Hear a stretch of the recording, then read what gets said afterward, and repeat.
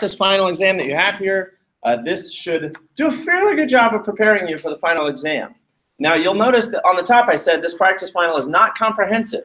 So I'm not guaranteeing that this is an exact copy of what the final looks like. You still want to go back and study your old tests because your old tests will have material that you'll want to know before the actual test. So that said, it's still going to have really good problems that will prepare you for the final. Also, the test that you just took on Monday, I will finish grading those by tonight. So I'll post the grade by tonight. But I imagine that you'd all like to come by and pick up your test because that way you can study it and learn from it for the final exam. So you can pick it up tomorrow between 3:30 and 4:30 at my office. You can either just swing by my office and I'll be there, or I'll be teaching in this room from 1 to 3:20, and you can also come here to pick it up. Right? Don't mind the fact that I'm teaching. You can just walk in, I'll have the stack of tests right there, I'll be able to very quickly just hand it to you. That class will be reviewing for a test anyway, so it's totally fine. So everyone, you might want to write these down right now, that tomorrow you can come pick up your graded test, either in my office, 3:30 to 4:30, or in this room, 1 to 3:20. Does anyone come to campus on Friday? Okay, I'll also be on campus on Friday, if you want to potentially pick it up on Friday, from 1 to 2:30 in the CTL in the main building. There. So those are your 3 different opportunities to come pick up your test. If you can't come pick up your test tomorrow, maybe swing by my office later today, and I'll just hurry up and grade your copy of your test immediately right in front of you, and then I'll hand it to you. Okay? Because it's really important that all of you get your test back before you take the final exam. That way you can look at it. So if any of you can't make it in Thursday or Friday to pick up your test, come to my office today, and I'll just hurry up and grade your test and give it to you. Last thought is that on Monday, when you're coming to take the final exam, that would be another opportunity for me to hand you your test. So then you could see it then for, what, 10 minutes before the final exam? But I imagine you want more time than that to review that test. Okay, so that's your previous test that you just took on Monday. This is your practice final. Any questions about anything? When's our final exam? Monday. Okay, good. Monday. Everyone bring a calculator, bring your graphing calculators, and I'll have a few extra calculators here for you as well. Okay, let's see.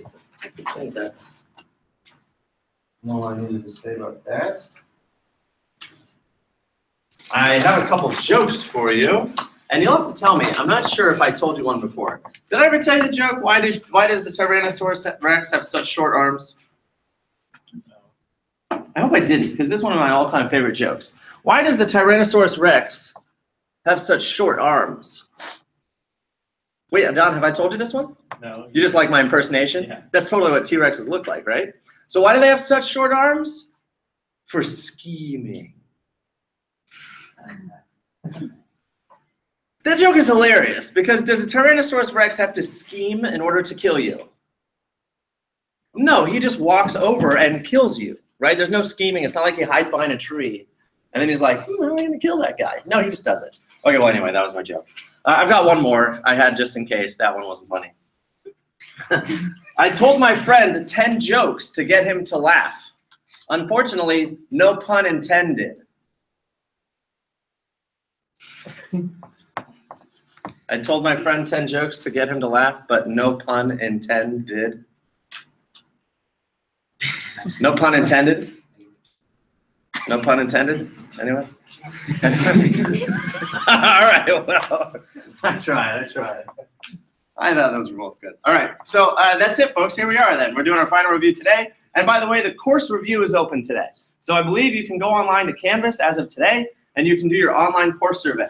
You need to take your online course survey before you come in to take the final exam. If you come here on Monday and you haven't taken the course survey yet, I'm just going to have you sit down at my laptop and take the course survey before I give you your test. So, is that me that keeps making that noise? No. Maybe it's someone else. Is it for me? No. So, make sure you go home and take that course survey.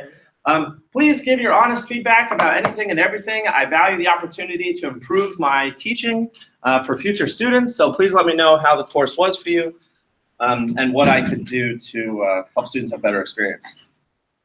Okay, well then here we go, folks. We're going to go ahead and start with 1, 2, and 3. Oh, and thank goodness, we actually had 3 people sign up for the first 3. So come on up. Garrick, Brandon, and Anna. And while they're working on the board, I'm going to start walking around the room and answering questions.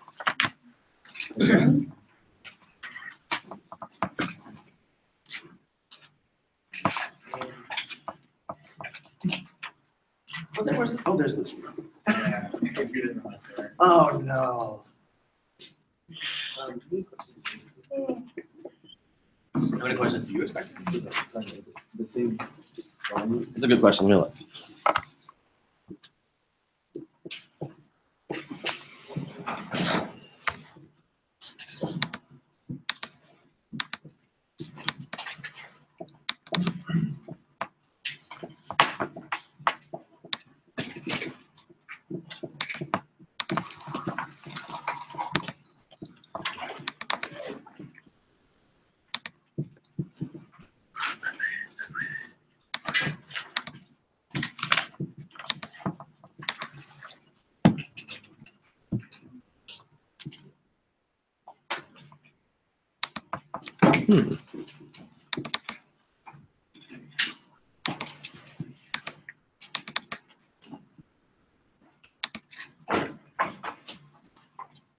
The final exam has 20 questions. 20. And what? And it's worth 200 points, so that's 10 points per question. All right. Okay, well, let's go ahead and review these. Yes, Aaron? Yeah, normal class time. Yeah, normal class time. You just come to class at the normal class time. Yeah, so it'll be Monday morning at 8. Yeah, and you have until, what, 10:20? But I don't think anyone else is going to try to get in the room after that, so you can feel free to stay. You know, you get 2 hours and 20 minutes, but I'll give you more time than that if you need it. So I don't want anyone to feel pressured time-wise. I want you to be able to finish showing me everything you know. Look at these first couple questions. Garrick, number 1, right here? Yeah. All right. Garrick had 2x minus 4 plus 5x plus 1 equals 6x plus 5. And the first thing he did was distribute the 5 to the x plus 1, so 5x plus 5. And then he combined like terms. 2x plus 5x is 7x. And negative 4 plus 5 is positive 1. And over there, he still had the 6x plus 5. And then what did you do? Subtracted the 1. Yeah, he moved the 1 over to the right. So he moved the numbers to the right. And then? Then I moved the 6 over. And then he brought his x's over to the left. And then he ended up with just x equals 4. So x equals 4. Is that the right answer? We hope so. Is there an answer key? Did I give you the answer key? I did not give you the answer key? Oh, well, gee, normally I do. All right, well, let's find out. Is 4 the right answer? 2 times 4 is 8 minus 4 plus 5 times 4 plus 1 is 5. And then equals 6 times 4 is 24 plus 5. So let's see, 8 minus 4 is 4 plus 25, which is 29. And 24 plus 5, hey, that's also 29. So it turns out his answer was correct. X equals 4 is the right answer. I really hope that on the final exam, considering that that problem was worth 10 points, are you going to check your answer? You bet you are. Absolutely you are. Because why would you leave that to chance, right? You definitely want to check your answer. Okay, thank you, Garrick. Number 2, that was by Brandon. So Brandon had 5, 2x minus 31 equals 10x minus 155, and he's going to decide whether it's an identity, a conditional, or a contradiction. First of all, what do those 3 things mean? Identity, conditional, or contradiction? What's identity mean? And write this down on your paper right now. What does identity mean? Yeah, it's always true. Identity means always true. It's an equation that's always true for any value of x that you plug in. Meaning you can plug anything in for x, and it would be true. So it's always true no matter what value of x. You could plug in x equals puppy dog, and it would be a true statement. You might think I'm kidding, but really if you plug in puppy dog, it would end up being true. Because it would end up being 10 times puppy dog minus 155 equals 10 times puppy dog minus 155, and that's true. Okay, so what does conditional mean? Yeah, there's just one answer. It's just x equals, right? Conditional means there's an actual solution. There could be 1 answer, there could be 2 answers, there could be 3 answers. It depends on the highest power of x, right? If the highest power of x is 1, then there's 1 solution. If the highest power of x is 2, like x squared, then there's 2 solutions. If the highest power of x is 3, like x cubed, then there's 3 solutions. But the point is that there's just so many solutions. And then finally, what does contradiction mean? Now, it means there's never a solution. It means never true, which is the saddest thing. It means it's never true, it's always false, there are no solutions. So, given all that, here's Brandon's solution. He distributed the 5 and he got 10x minus 155. And at that point, he just stopped. Do you have to keep solving at that point? Could he have kept solving? I mean, he could have. He could have moved the 10x to the left, and they would have both canceled. And then he could have moved the 155 to the right, and they would have both canceled. And he would have ended up with this very simple statement, 0 equals 0. But there's nothing wrong with how Brandon left it, which is 10x minus 155 equals 10x minus 155. It's just obviously the same thing on both sides. And if you got the same thing on both sides, that means it's true, always and forever. On the other hand, seeing it boil down to the statement 0 equals 0, that's a simple numeric statement, which is true. Therefore, it's always true, which is because any value of x will do. Any value of x. Okay, very nice solution there, Brandon. And then number 3 was Anna. Number 3, Anna had this problem right down here. And so she went through and she distributed first all of her distribution numbers. So she had negative 2x minus 14 and then minus 5x, and then over here negative 7x plus 49 plus 5. And then she combined all of her like terms, right? Negative 2x and negative 5x is negative 7x, and 49 plus 5 is 54. And then she brought her x's to the left. Oh, and at that point she saw negative 14 equals 54, which is just false, right? It's a simple numeric statement, it's false, and therefore it's a contradiction, which means that that equation will never be true. Okay, well, very nice solutions, folks. So what's the bottom line? For this problem to get full credit, I would need to see x equals 4, and I would need you to show me that it's true. Right? And then for this one, I would need to see your algebraic work, and then I'd need to see you say, I would need to see the word identity. I would need to see the word identity because that's what the instructions said. And then here, I would need to see the word contradiction because that's what the instructions said. Alrighty? Great. Very nice solutions. Let's move on here to number 4 and 5. Well, gee, no one signed up for number 4 and 5. First of all, is there anyone, hi Amy, is there anyone left in the room who didn't sign up for a problem? I think a couple of you. Come on up, come on up. I think I'll go ahead and do number 4 and 5 since I'm here. And we're all talking now anyway. So I'll go do number 4 and 5 while the last of you come on up and sign up for a problem. So Amy, come on up and sign up for a problem. And who else needs to? Carlos, did you already sign up for one? No. Oh yeah, come on up and sign up for one. Remember, folks, I'm going to walk around the room to help out. So if you sign up for one that you're not sure about, you can go ahead and ask me real quick. Say, hey, real quick, I want to make sure I'm doing this right. Okay. Number 4, you know, I just love mathematics programs and mathematics books because of the way they come up with names. Everybody, number 4 says Helen Weller. Helen Weller. Now, who do you suppose they probably were thinking of? Probably Helen Keller. Now, why did they make it Helen Weller? It just makes you wonder and scratch your head. Well, Helen Weller invested $12,000 in an account that pays 1.25 simple interest. Well, that's it. How much additional money must be invested in the account that pays 3.5% interest so that the average return on the 2 investments amounts to 2%? Well, now this is very interesting. So I'm going to start out by drawing a bucket and another bucket. And this first bucket is 1.25%. And the second bucket is 3.5%. And once I put money into both of those buckets, I'm going to end up with a final bucket that was earning 3.5%. Wait, that was wrong.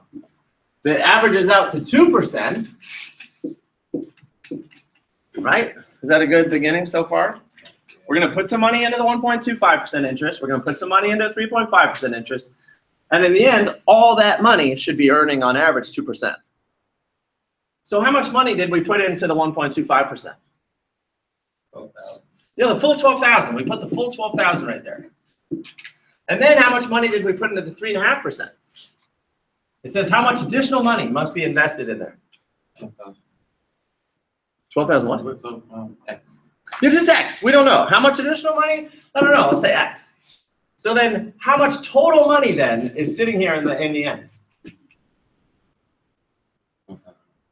The 12,000 plus X, right? So you put 12,000 here, X there, so you have a total of 12,000 plus X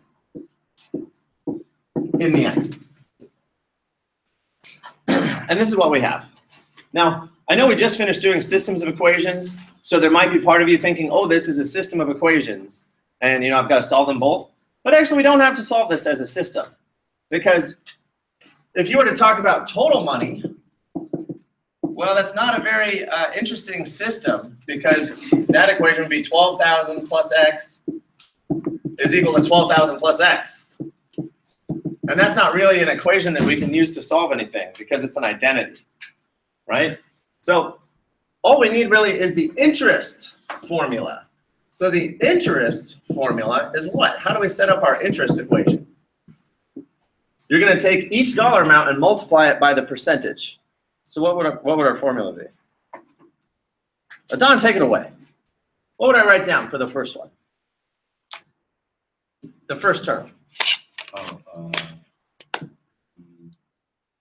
0.0125. Yeah? Times 12,000. Yep. That'd be the first term. And then Luis, what would the second term be? 0.035. Yep, times X. And then what would the third term be, Mary Carmen? Times? Yeah, 12,000 plus X. So that's it, folks. That's how we set up our formula. We've seen a lot of problems like this where we end up multiplying the percent times the dollar amount plus the percent times the dollar amount plus the percent times the dollar amount. And what we're really calculating in each of these is the amount of interest.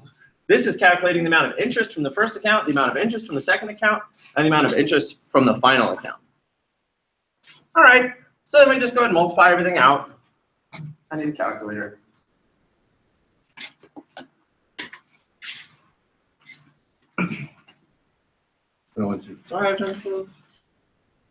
That's just $150 in interest from the first account. The 0.035, I don't know how much that interest is yet. And then the 0.02 times 12. That's 240 in interest plus another 0.02 times X in interest. So keep in mind that each of those quantities represents interest.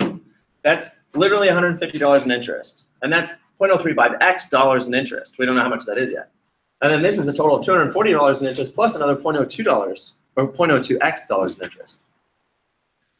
All right, so then from there we solve. So I'm going to bring my numbers to I'm going to bring my variables to the left. So I cancel out my 0.02x, bringing it to the left there. So now I have 150, plus 0.015x equals 240. And then I subtract the 150.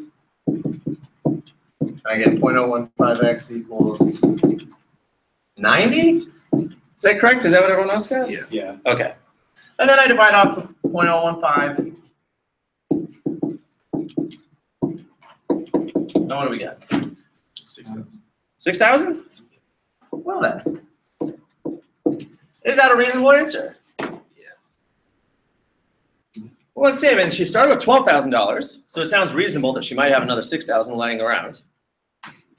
I don't know. And then if I were to average these straight up, like if I put 12,000 here and 12,000 here, the final would just be the average of 1.25 and 3.5. And the average of 1.25 and 3.5, if I just average those, is actually 2.3. That's higher than 2%. So that means I couldn't have put a full 12,000 in this account because the average between these two accounts is 2.375. So that's too high. So I'd have to have less than $12,000 here. And 6,000 is certainly less than 12,000. So that's a reasonable amount. But just saying that it's reasonable is just a gut feeling. Is it correct? Is the 6,000 correct? How do we check? You just plug it in. So I can go ahead and calculate how much interest do I get from 0.035 times 6,000. That was $210 in interest. So here's $210 in interest. Right here, that was $150 in interest. And now over here, if I had $18,000, times 2% interest. That's $360 in interest. And is 150 plus 210 equal to 360? Yeah, so it worked out. So that worked out. Now again, folks, especially for any latecomers who just walked in, every problem on the final has 20 questions. 20 questions on the final, and it's worth 200 points. And therefore, how many points per question? 10. So for 10 points, you want to show as much work as you possibly can. You know, show these little buckets to set up the problem. Label as much as you can to show what's happening. And then when you're all said and done, you could say $6,000 in the 3.5% account.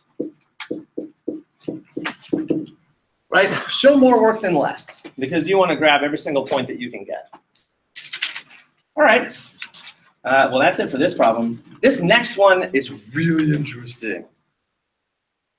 We didn't necessarily do a problem just like this during class, but it's a modeling problem. And it says a rectangular enclosure must be built as shown. Must be built as shown? Built? Must be built as shown. So you have 200 feet of fencing, right? So that means that this plus this plus this plus this plus this plus this, all that has to add up to 200. And you want to find the dimensions of the enclosure such that there's the largest amount of area possible. So just as a for instance, I could make the enclosure look like this, really long and skinny. Is that going to have a lot of area? No, not a lot of area. I could, on the other hand, make it really, really tall and look like that. Is that going to have a lot of area? Not a lot of area either. So you might guess, well, make the overall shape a square. Maybe if the overall shape is a square, that would maximize area. But maybe not. Maybe the best shape would be a rectangle. The fact is, we're kind of taking this thing and manipulating it, stretching it wider, stretching it taller, shorter, wider, skinnier. And you're wondering which arrangement will make the most area inside. You know, theoretically, you're a farmer and you're building an enclosure for animals. And this wouldn't be very good for animals because all they could do is walk back and forth and be very boring and monotonous, just like our lives. No, I'm kidding. That was just a joke, seeing if anyone's awake. All right. So how do we go about solving this problem?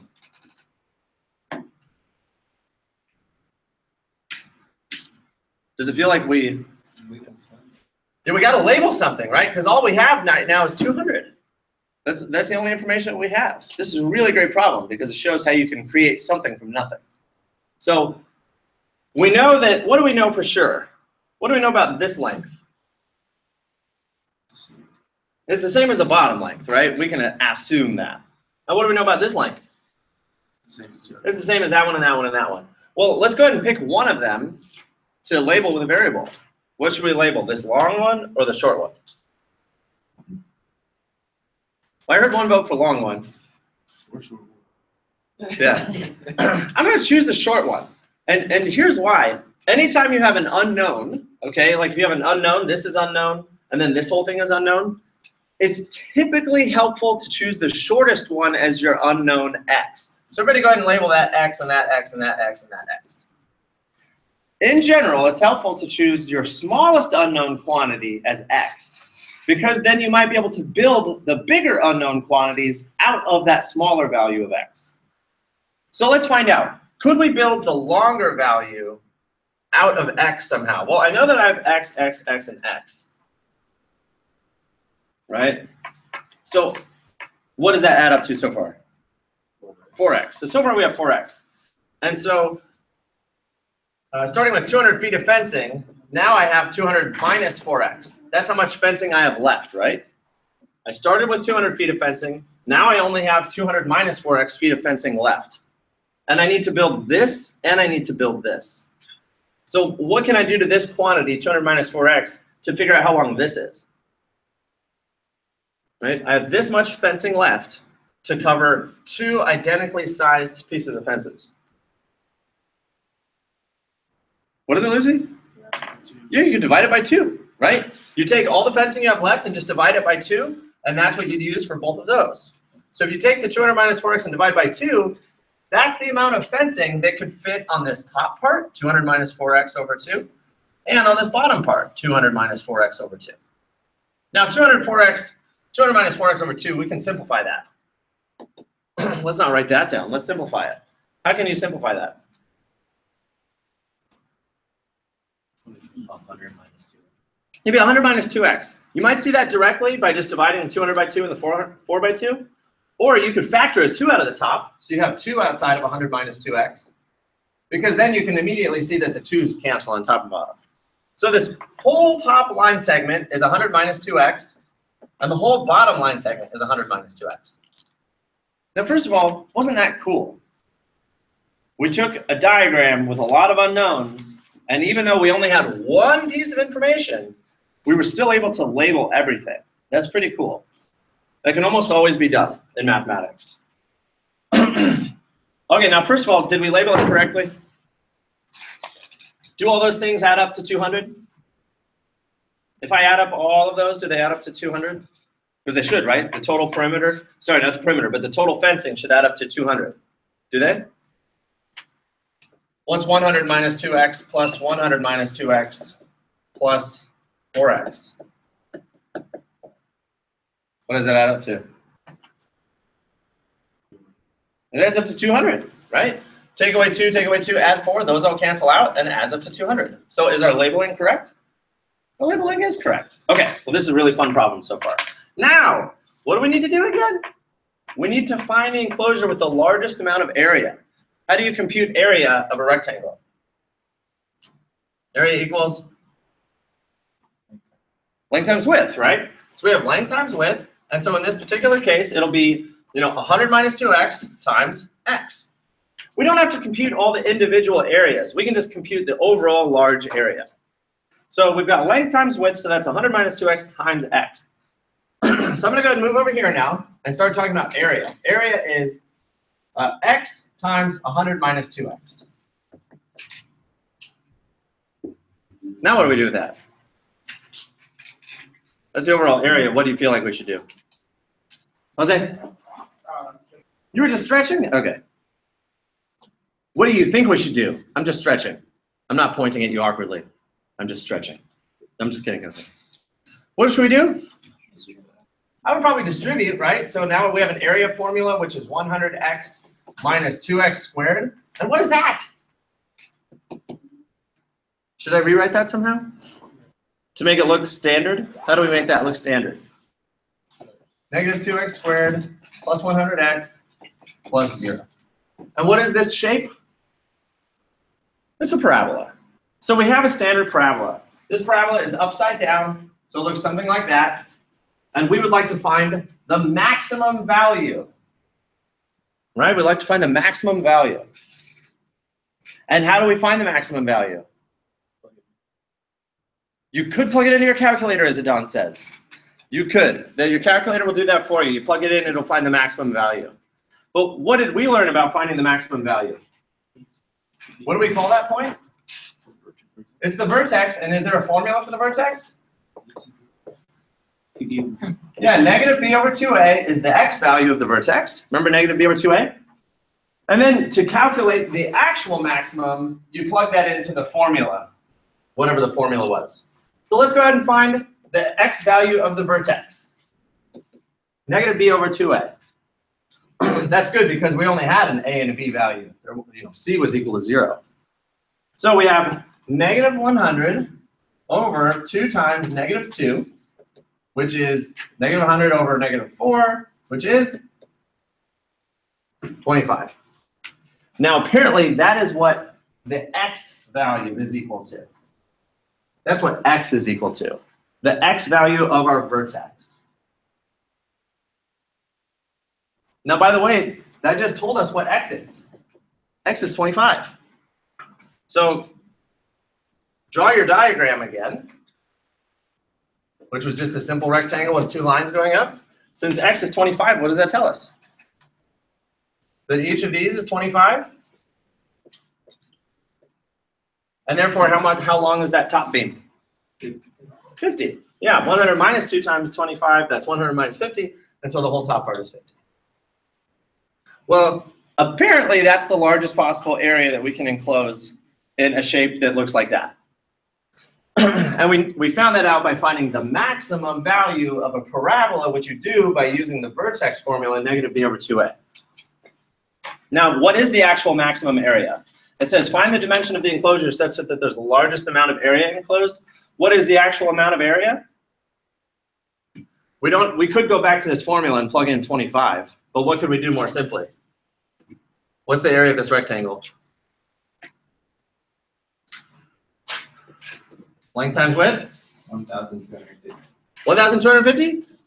Yeah, 50 times 25 is 1,250. That's the end of the problem. Folks, this is a wonderful problem. This is such a good problem because, well, for so many reasons. I could go on and on. But the fact that you start with a very small amount of gibbons, they only told you one number, 200. The fact that you had a diagram that wasn't labeled at all, and you had to figure out how to label it by starting with labeling the smallest quantity. Now, going back to Garrick had said label the longer one X. What if we had labeled the longer one X? How would we have figured out what to label these other ones? What would we do? You've got 200 feet of fencing, and you just put X feet there and there. How much fencing is left? 200 minus 2x. And now, whatever, that's what's left, right? That's what is left. And then we have to split it between 1, 2, 3, 4 more pieces. So what would we do? Divide it by 4. And then we'd end up with what? 200 divided by 4, that's 50 minus 1/2 of x. And so that's how long each of those would have been. 50 minus 1/2 x, 50 minus 1/2 x, 50 minus 1/2 x. Would we have ended up with the same solution? Yeah, you bet we would have.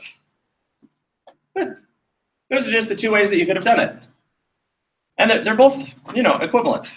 I guess, so now you can see why. Why was it better to choose the smaller one to make x and then build the longer one, rather than choosing the longer one to make x and then build the smaller one? What was the difference?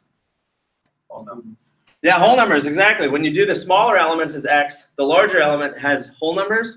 Whereas when you choose the larger element to be x and you have to build the smaller element, you end up with fractions. There's nothing wrong with fractions, but people tend to prefer whole numbers. Oh boy, what a great problem. All right, well, we can move along now. That's we have got 6 coming up. That's Xavier, and 6 and 7 and 8. Did everyone already sign up for problems? I could really use 2 people to sign up for 7. Kristen, you're gonna do 7? Yes. Great. And who else needs to sign up for a problem? I think there was at least somebody else. Huh? Okay, well, I'll do 8. All right, come on up, Kristen and Xavier. Yeah, you can erase all this. Okay, yes, Kristen. Oh yeah, sure. Okay, folks, use this time to work with each other and check your answers, and I'm gonna walk around and start helping. Yeah, this looks really good. So you brought the number this way, and the variables that way. That's and then you divide it by 8. And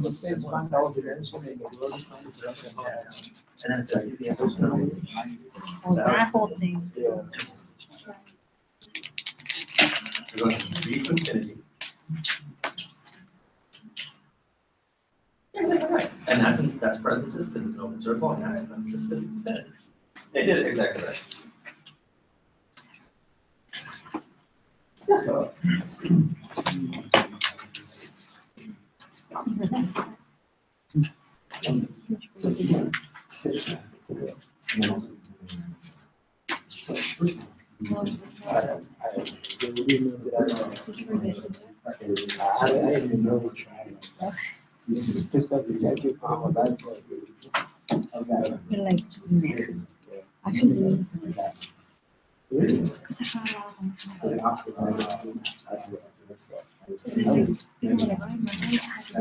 Tuesday, that all goes together and he had assignments that some days were done by Monday. I was like, doing it, and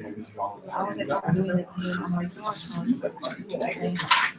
and then it wasn't that easy finding some of the things. I had to go back to like my chapters.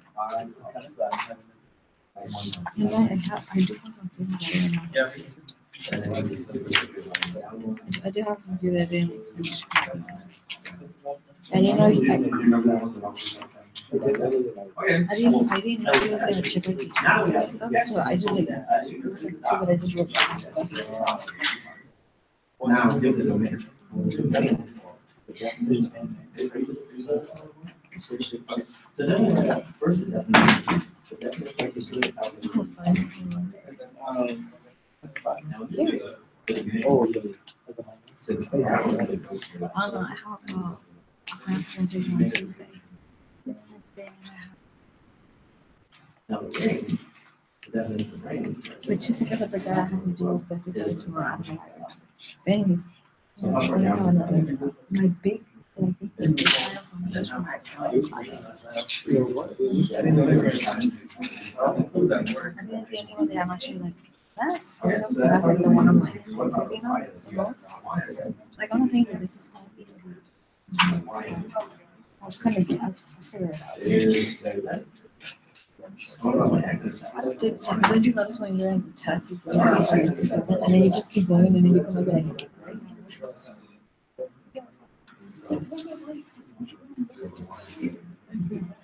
The vertex, we already know. It's.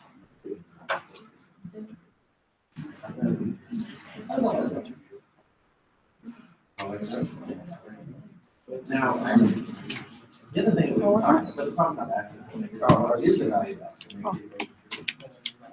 But actually, no, that's not. They just said one. And they just said this equals 0. Well, actually, x-axis means solution. But that's going positive. Yes, sir.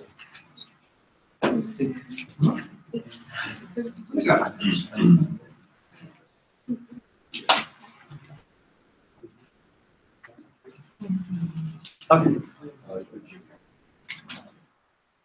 Yes. Yeah, I saw it. So, right, so what you're saying on this side, it's actually 2 to the. We want by equating the bases, so this side is 2 to the 7. And you want to rewrite this side as 2 to the something. Well, 2 to the what would be 1 over 4. And keeping in mind that 1 over 4 is really 1 over 2 squared. And since the 2 squared is in the denominator, but I want it to the numerator, that's 2 to the 2. So it's the answer is 2 to the 2. Now that I just showed you that, let's go back and think of how we would figure that out. We want to change 1/4 into a base of 2.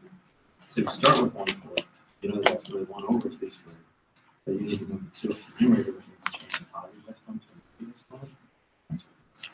So now that the bases are equal, you can equate the exponents. Does that work? Okay. Yep, that's the solution. So we have to finish that up. Okay. Yeah. Okay. We're going to do it on paper first, and then check it. Okay, folks, let's go ahead and check these 2 solutions. We've got one by Xavier and by Kristen, and then I'll do the other one.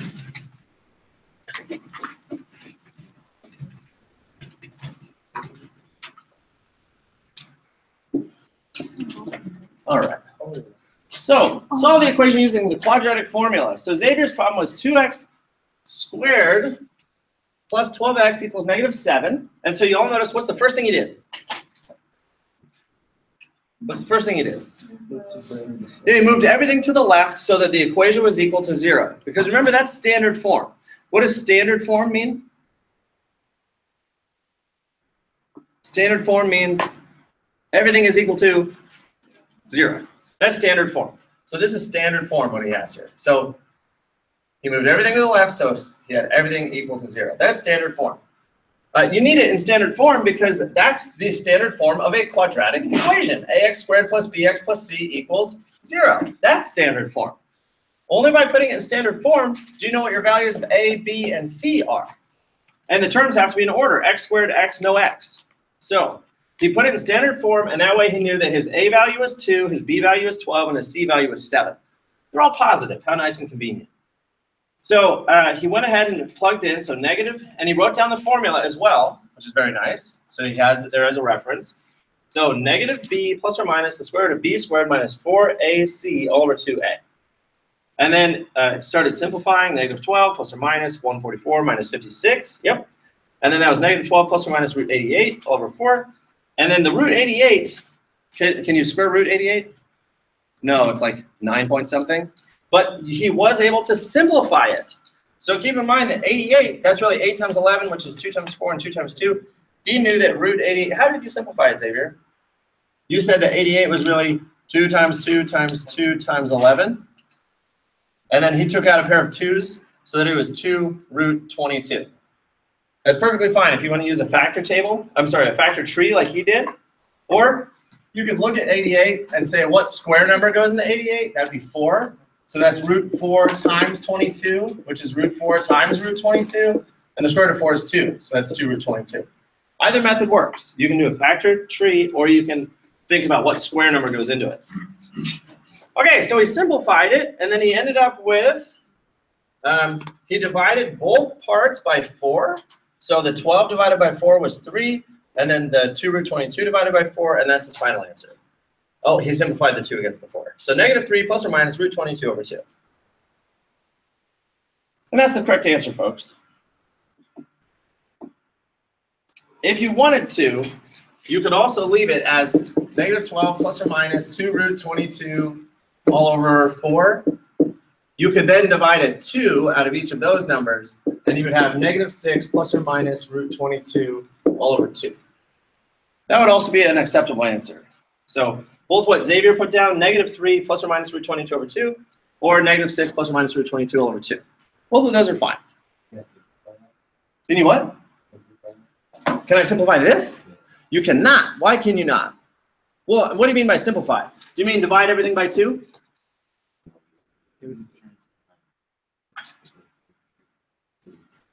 Wait, I'm sorry. What's your question, Eric? Let's simplify the 2 and 6. Well, if you did, we could do -6 over 2 plus or minus root 22 over 2. And at that point, that's what Xavier's answer was. -3 plus or minus root 22 over 2. Is that what you meant, Aaron? Okay, and then Xavier, you're saying that's what your answer was? Yeah. So yeah, sure, Aaron, you could. You could simplify it all the way to here, or you could stop here. Yep. Which brings up a funny joke. You know, you might say, well, I can stop there, or I can stop there. Why can't I just stop here? That would be hilarious. But no, you can't stop there. That's too early. You got to simplify some stuff. Adam? Adon. Sorry. Adon. Could you simplify it down to -3 plus or minus half square root? Ooh, -3 plus or minus 1/2 root 22. You certainly could, sir. You could write that. Yeah, I'll give you full credit for anything that's accurate. What, is that funny? Yeah, so if it's accurate, you get it. And yeah, all of those are correct. All right. Now let's move on to Kristen's solution. So Kristen, she has an inequality here. And what's the extra rule you have to worry about with inequalities? When you do algebra, you have to watch out for dividing by a negative. If you divide by a negative, you have to flip the sign. And you can already tell she did divide by a negative, so she did flip her symbol. So she started with 12x plus 20 equals 8x plus 8, and then she moved her numbers to the left, and then she moved her variables to the right. And then she had -4x, so she divided by -4 on both sides. She flipped the symbol, and she got x is greater than -3. On her graph, she went ahead and put an open circle on 3, -3, and then she shaded to the right.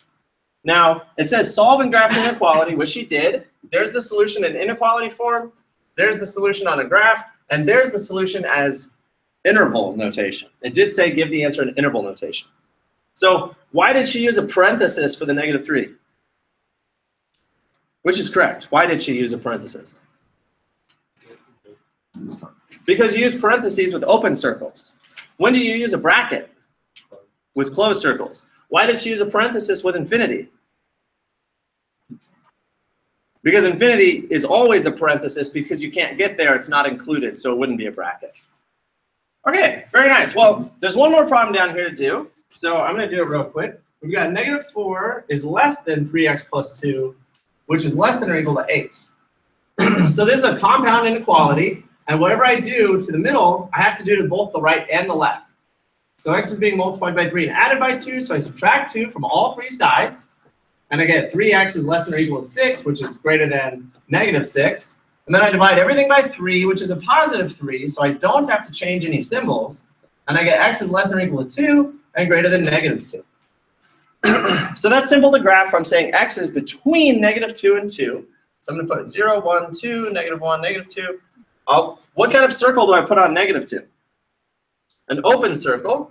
And what circle do I put on regular 2? Closed circle. And then I'm going to shade everywhere in between. So that's my solution as an inequality. That's my solution as a graph. And what's my solution in interval form? Between -2 and 2, what will I use on the left? A parenthesis or bracket? Parenthesis, because it's an open circle, it's not included. And then what will I use for the 2? A bracket or a parenthesis? A bracket, because it's a closed circle and it is included. So notice that for these problems, you're giving your answer in 3 different ways. You're giving your answer in 3 ways. You're giving your answer as an inequality, as a graph, and as an interval notation. Is there a 4th way to give your answer? Other than an inequality and a graph and an interval notation? Is there a 4th way? What about just in English? What's that? List the answers out? Oh, like if there was a whole number answer? What do you mean list them? We'll see what X is. Oh. X is listing all the numbers. Oh, sure, you could list all of them. But you can, no, I guess not. But there's infinitely many numbers in there. That'd be tough to list. Okay, but you can still just say it in English, right? It's still possible, yeah. So you could just say X is between -2 and 2, not including -2. So you could say it in English. Okay, well that's it, folks. All right, so that was what, 6, 7, and 8? So 6, 7, 8, 9, 10, and 11, I think. Oh no, I broke the whole thing. Come on. Yeah, 9, 10, and 11. You can come on up, folks. That's Kylie, Brian, and Karina. Come on. There's a lot of writing.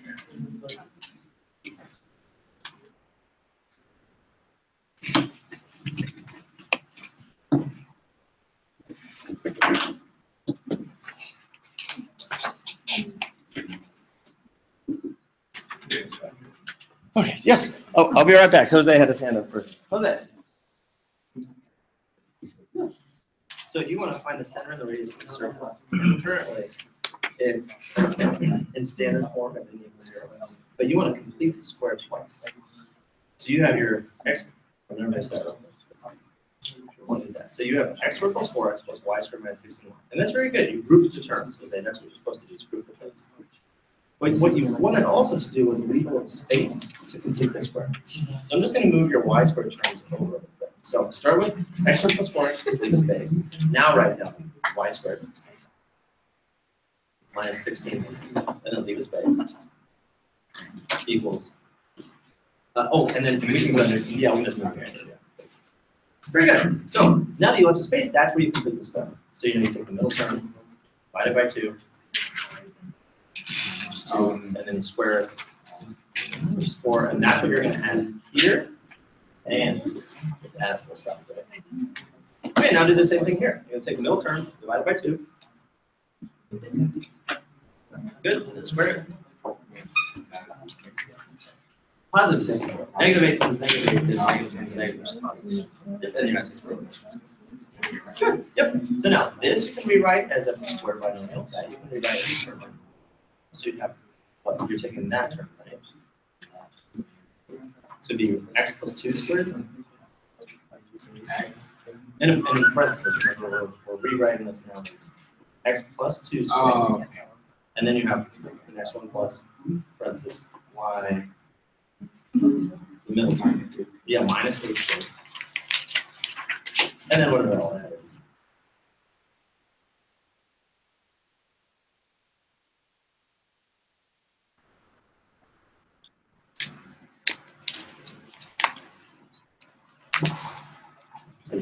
Oh, that is 81. Yeah, just equals 81. And that's really handy because remember the formula for a circle. Well, you have to get the actual center of the circle. It's x minus a squared plus y minus k squared equals radius. So now we know the radius is 9. There's 9 parts of it. And the center you change both of those. The center is a negative. So come over here and write down the center and the radius. Very good. Oh my goodness, I think everyone's already done with these two. Or these three. So let's go ahead and review. Number 9 with Kylie. Number 9, it said, find the center radius form of the equation of a circle with center 1, negative 1, right, and the radius of 6. So she went ahead and wrote down the formula, and she wrote it down correctly. X minus 1 squared plus y plus 1 squared equals 36. Now, for everybody's benefit, you probably want to remember what the formula for a circle is. So everyone write this down. The formula for a circle is x minus h squared plus y minus k squared equals radius squared. And recall that r is the radius,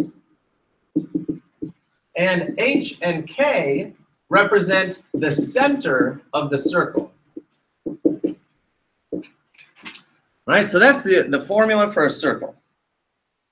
And who remembers what the formula for a circle is? Yeah, it's the Pythagorean theorem, right? That's a squared plus b squared equals c squared. It's literally the Pythagorean theorem, because when you talk about a circle, you're talking about a radius going to a point on the circle, and therefore that is literally a triangle built inside where this is your coordinate on the circle, x and y. So that's a width of x and a height of y, and that's your radius. And so it's x squared plus y squared equals r squared. The formula for a circle is literally the Pythagorean theorem. But you have to include the information about where the center of the circle is. Now, the next thing that you want to remember is what's the relationship between the numbers in the center and the numbers in the formula?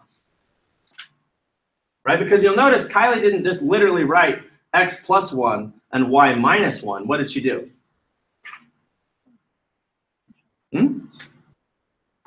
Jose, what did she do? Between the numbers in the center and the numbers in the formula, she changed the sign. Remember, you have to change the sign. That if the center is at 1 and negative 1, in the formula, it becomes negative 1 and positive 1. You change the sign from the center into the formula. So very nice, Kylie. That's the correct answer. And if we now take a look at the next person's work, which was number 10, which was Brian. So Brian had a formula for a circle, and you can tell he already did exactly that. He took the negative 1 and the positive 3, and he turned it into a positive 1 and a negative 3. He changed the signs from the numbers in the formula to the numbers in the center. So his center was at 1, negative 3, and Brian, I fear we need to move your circle a little bit. You put your circle centered at 1. Where's Brian? Oh, there you are. Where should the center of the circle be? Yeah, 1, negative 3. So we're going to go right 1 down 3. There's the center. And then what was the radius? 5. Yeah, 5. Because the number is 25, but remember, you take the radius, that number, and you square root it, and that's actually 5 squared. So the radius is 5. So you're going to go right 1, 2, 3, 4, 5, and then up 1, 2, 3, 4, 5, and left 1, 2, 3, 4, 5, and then down 1, 2, 3, 4, 5. Now something very important, folks. Do you see what I have drawn here? Is that a circle? Not quite yet, right? But can you tell that there's a circle there? Can you tell that if I just finished drawing that, it would be a circle? Okay, well, everybody, please look carefully. If you draw that on the final exam, I would give you full credit. Okay, I'll give you full credit. Even though it's not a circle, I will give you full credit. Whereas, if you draw this, I'll give you no credit. Okay? So it's not so much that I'm worried about seeing a circle, okay? Because what I need to know is that you knew the correct boundary for the radius. So I need to see 1, 2, 3, 4, 5. I need to see some sort of indication that it's 5 units to the right, and 1, 2, 3, 4, 5, 5 units to the left, and 1, 2, 3, 4, 5, 5 units to the top, and 1, 2, 3, 4, 5, 5 units down. What I need to see are those top and bottom and right and left marks. And then if you go ahead and draw a circle and it doesn't even exactly line up, I'll still give you full credit, right? Your circle could be miserable. You could draw that, and I'd still give you full credit if I can see the markings that you made showing the edge of the circle and the center of the circle. What I really want to avoid is anybody doing this. I don't want to see anybody doing that because that's not an accurate depiction of a circle. You have to show me the right and left and the top and bottom boundaries. Okay? And in fact, what did they do here? The drawing that the program gave you, what do you notice they gave you? The demarkings of the top and bottom and the left and right, because they wanted to make it as clear as possible where the center. what the radius was. So they didn't give you the center. But yeah, they showed you that up and down mark and the right and left mark. Okay, so moving on, number 11, who was that? That was Karina?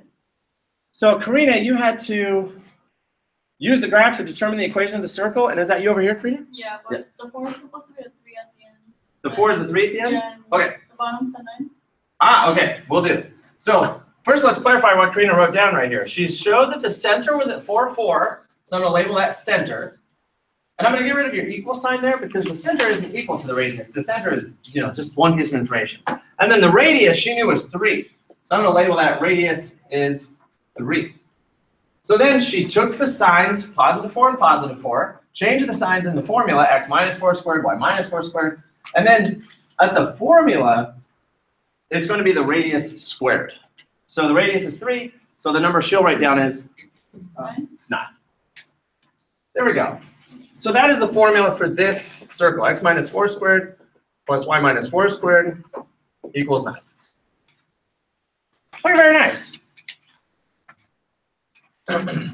Let's see here.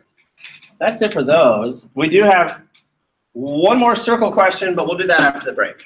So let's take a break. Time is now 9:03, so let's start again at 9:13.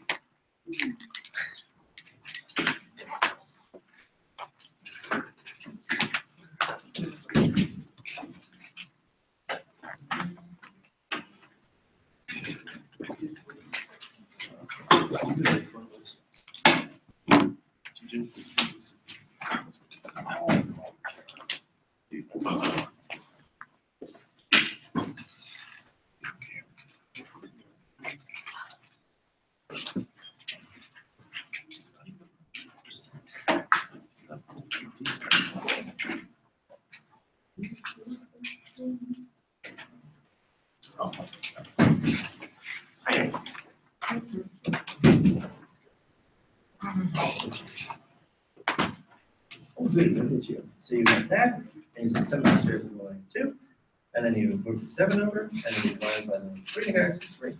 It looks correct. How do you know it was correct? And let's plug it back in. So over here, I have 2 to the 7 minus 3 times 3, and then it's 2 to the 7 minus 9, and that's 2 to the negative 2, which is 1 over 2 squared, which is 1 over 4, which is what it is.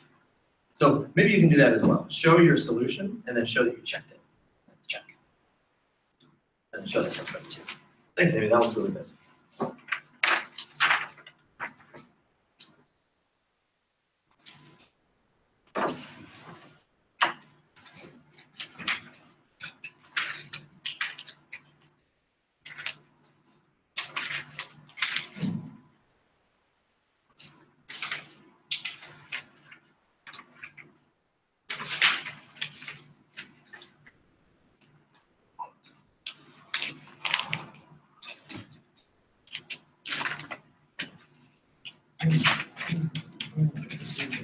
Jose Camarena? There you are. Aaron. Yesenia. I think she's. Jose, Carmen, Alejandro, Evan. Aldo. Is Aldo here?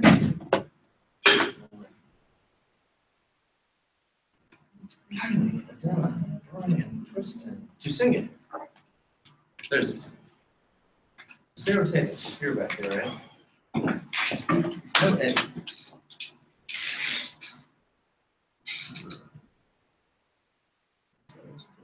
Yes.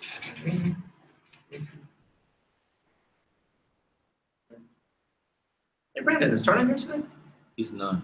Oh, gee whiz. And he was the one who emailed saying, we don't have class tomorrow, right? And I emailed him right back. I'm like, yes, we do. Yes, we do. Darn it. And Abel Carlos. No, it's not. He's-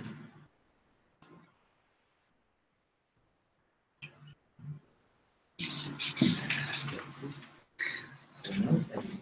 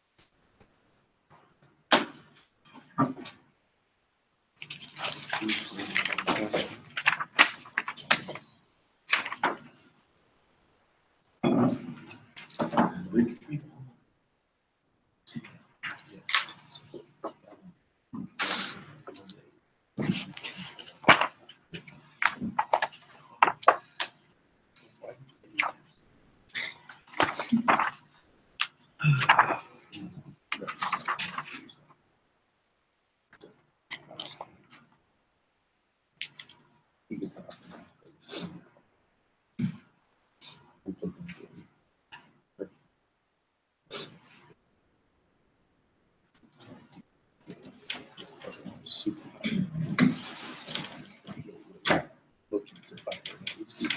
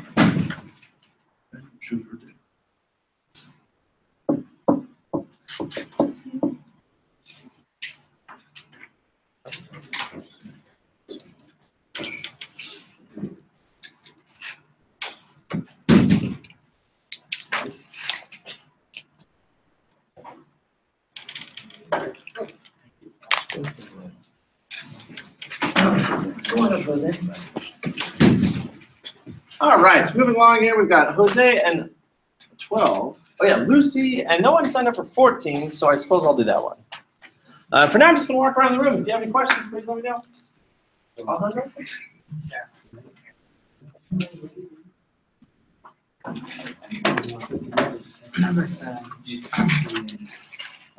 Oh yeah, we just did this one up on the board. Yeah, I know. Okay, go ahead and take this equation. The first one, you're gonna distribute the 4. Okay, go over here. Start doing algebra. Brendan? I'm good right now. All right, here. Good for right now. All right. Just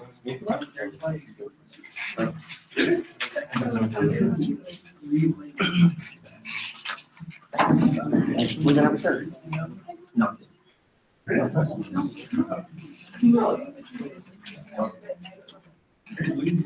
Your card ringing right.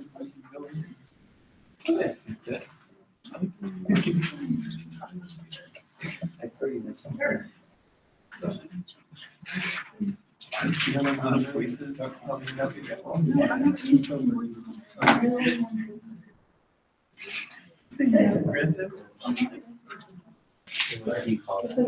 You're like a cat. Yeah,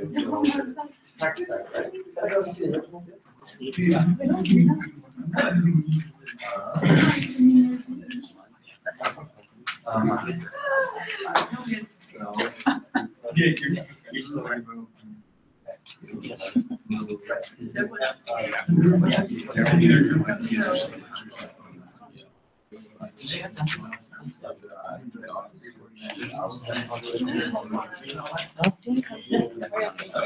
Oh, no.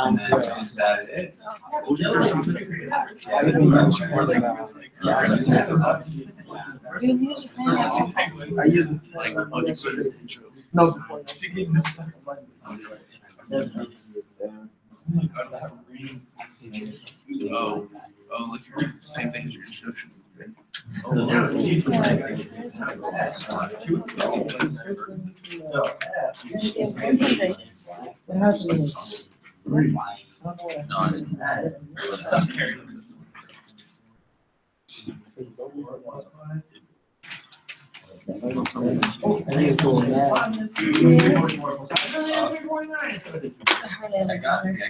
didn't like their once this semester they were for something.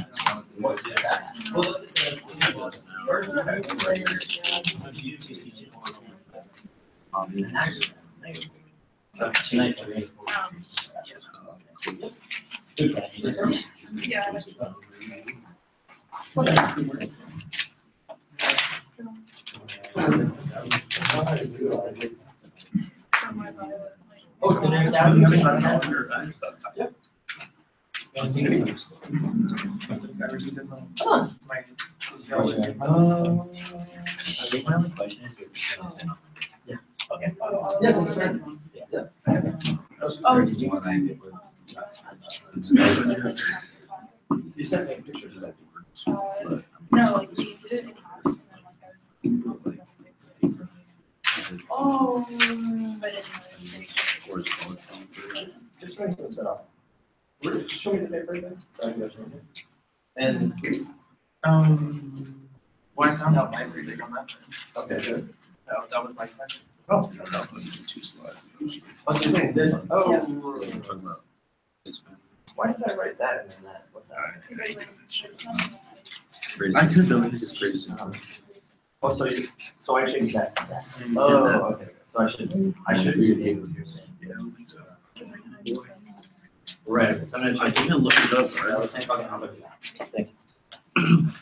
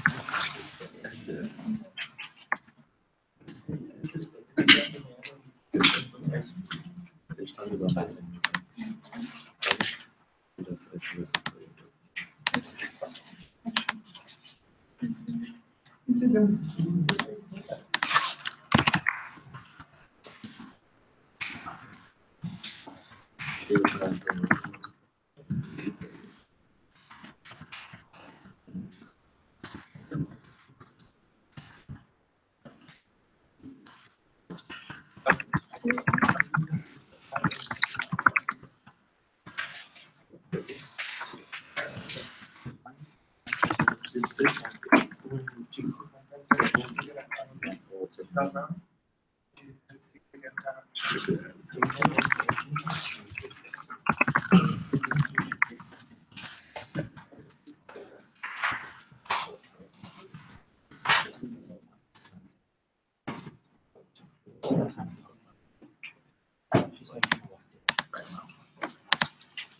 All right, folks, let's take a look at our solutions here. First one, number 12 from Jose. Where's Jose? Right here? Yeah. Yeah, very nice. Folks, this is a great question. Number 12 gave you a formula of a circle in standard form, right? What makes it standard form? The fact that everything is on the one side and it all equals 0. That's distinctly different from the formula of a circle, which is x minus h squared plus y minus k squared equals r squared, right? The formula for a circle is not in standard form because it equals r squared. Standard form, it all equals 0, and they FOILed it all out. So you can't see the x minus h squared and the y minus k squared. So in order to convert this, Jose completed the square twice. You have to complete the square on the x variable, complete the square on the y variable, and then you get the formula for a circle. So you'll notice the first thing Jose did was group his terms. He put x squared plus 4x together, he left some space, he put y squared minus 16y together, he left some space, and then he moved his negative 13 to the other side as 13. So that's the first thing. And in fact, I'm going to show that because he already has it done. It'd be helpful to see it. So it's x squared plus 4x, leave some space, plus y squared minus 16y, leave some space, equals 13. Right? That's how you begin the process. You group your variables, you leave some space, and now you start completing the square twice. And that's what Jose did. He completed the square on x squared plus 4x by taking the middle term 4, dividing it by 2, which is 2, squaring it, which is 4, and he added 4 to both sides. So that's the first thing he did was he went ahead and added 4 to both sides. Then he completed the square on y. So the middle term on the y term was negative 16. He divided that by 2, which was negative 8, squared it, and got 64, and he added 64 to both sides. So now I add 64 to both sides. That's the end of completing the square, right? The completing the square method means you take the middle term, divide it by 2, square it, add it to both sides. So now x squared plus 4x plus 4 simplifies to x plus 2 squared. And y squared minus 16y plus 64 simplifies to y minus 8 squared. And 13 plus 4 plus 64 is 81. And so now that's looking like the formula of a circle. So what's the center of this circle? Jose, what was the center? Yeah, negative 2, 8. He switched the signs on both of those. And then what was the radius? 9. Yeah, square root of the 81, and the radius was 9. That's a great problem. You can virtually guarantee you'll have a problem like that on the test because it uses completing the square twice, and then you have to extract the information about the center of the radius. It's a real good problem. Okay, number 13 asked you to find the equation of a line that goes through these 2 points. And so I think Lucy did that one? Lucy? Yep. So Lucy did it. She took her 2 points, and the first thing she did was, find the slope. You have to find the slope between the 2 lines because your goal is to find y equals mx plus b. And so you need to find the slope, and you need to find the y-intercept. The first thing you need to do is find the slope. So she did y2 minus y1 over x2 minus x1, found the slope between those 2 points, and she got -6/5 as her slope. Then she used not slope-intercept form, you used point-slope form, which is a fine choice. Point-slope form is a great choice. I'm going to do it up here as well, just for anyone in the back. That's y minus y naught equals m times x minus x naught. And what that means is you take either point as your x naught, y naught. I think Lucy chose 2 and 5, this one. So that's going to be her x naught, y naught. And then the slope, she already found, the -6/5. So she plugged everything in, she distributed her -6/5, and then she moved her number over to the right, and she got -6/5 plus, -6/5 x plus 8. I'll show that again in slow-mo for everybody up here.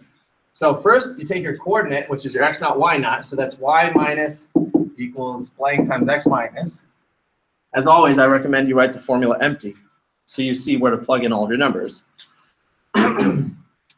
So her y naught was 2, her slope was -6/5, and her x naught was -5.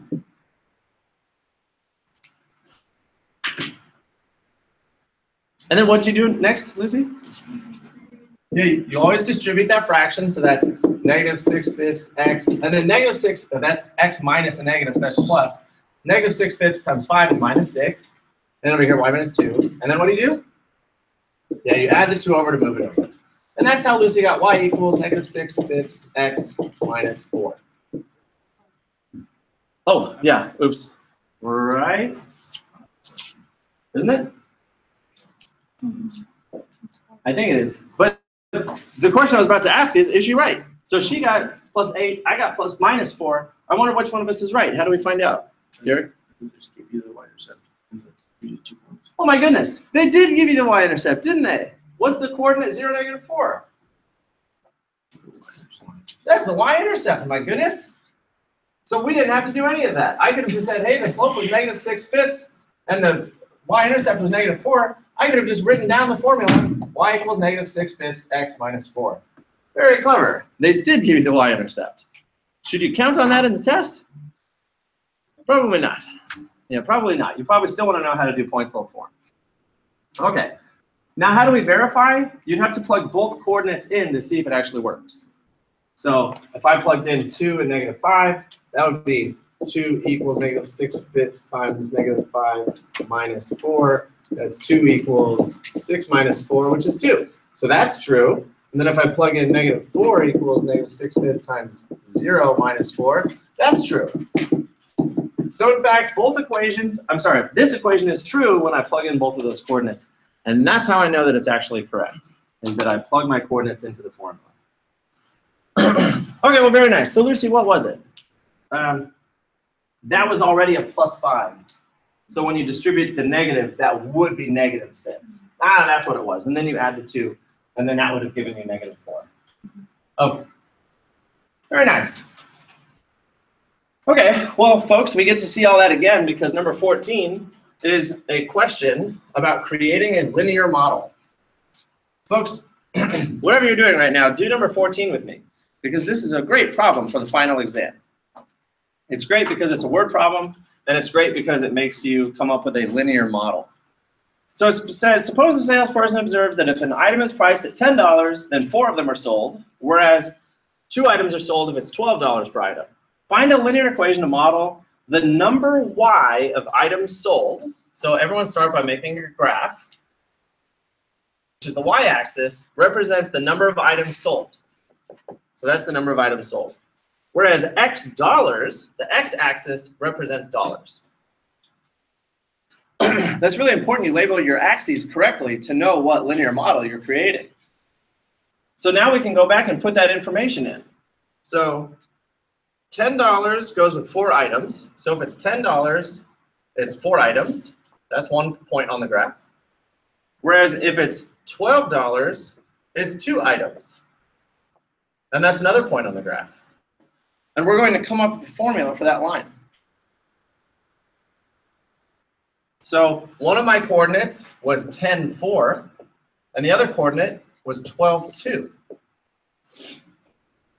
And at this point, it's just like the problem Lucy did. You've got 2 coordinates, you have to find the slope, and then you use point-slope form to find the equation. Now, do I have to use the slope formula right now to solve this? Do I have to write m equals 4 minus 2 over 10 minus 12, which is 2 over negative 2, which is negative 1 over 1? Do I have to use the slope formula? I mean, I just drew this nice graph. I could always just look at the graph and say, down 2, right 2. So my slope is down 2, right 2, which also gives me negative 1 over 1. Right? Either way, whether I use the slope formula or the graph, my slope is definitely down 1, right 1. Okay, so then we do point slope form. We know the formula is y minus y naught equals m times x minus x naught. So I'm going to write that empty. Y minus equals blank times x minus. And what am I going to plug in for my x naught, y naught, and my m? Definitely for m, we're going to plug in negative 1. Should I write negative 1 over 1 or just negative 1? Right now, I just plug in negative 1 because I'm about to do some computations. And if I don't have to multiply by a fraction, that's convenient. Okay, now which coordinate should I choose? 10, 4 or 12, 2? Yeah, either one works. Derek chose 10, 4, so we're going to do 10, 4. So that's y minus, that's your x naught and your y naught. So that's y minus 4 and then x minus 10.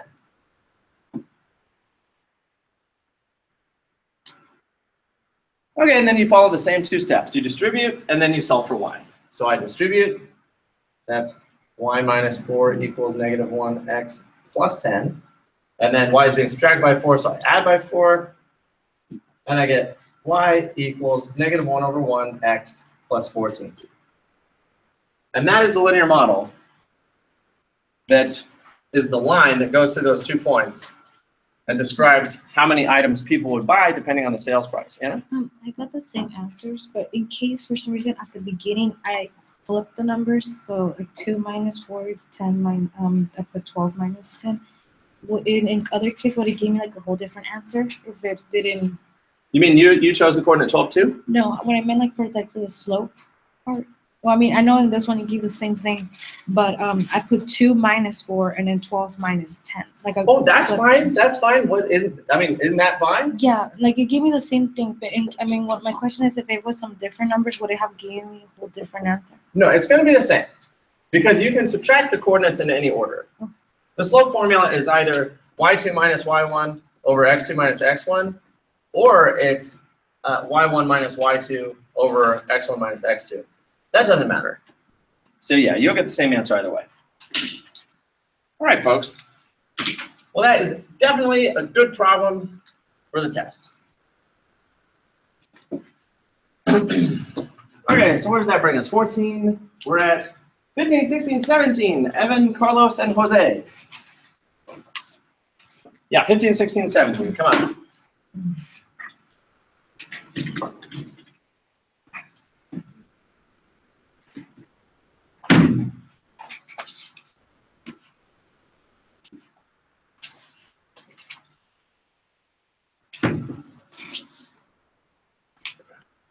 I'm just going to leave that there in case anyone's still looking at it.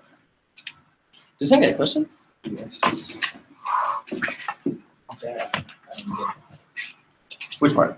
The whole thing. Okay, well, this is point slope form. Do you remember point slope form? Yeah. Yeah, it's just a formula, and then you write it empty. You write y minus blank equals blank times x minus blank. You write it empty because you're going to plug in y naught, m, and x naught. So you need to go find those numbers, right? X naught, y naught is either of those coordinates. So you can just choose this coordinate, x naught, y naught. So that's going to be your x naught, y naught value that you plug in. Now, where's the slope? You have to find the slope between those 2 numbers.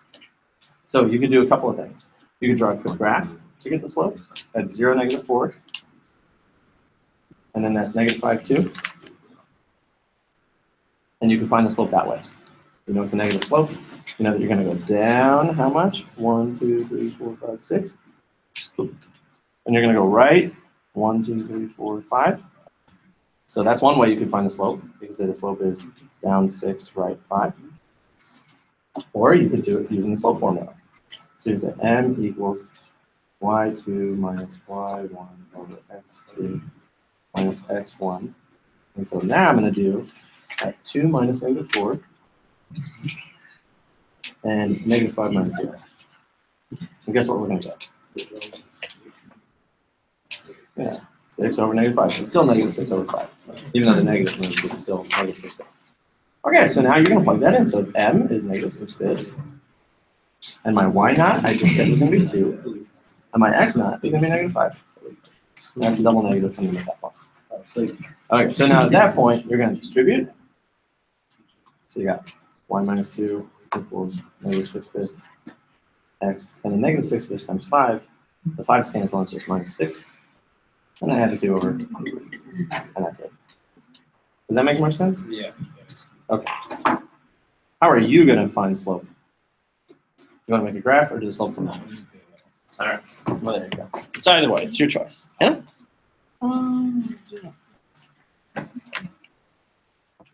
Yes.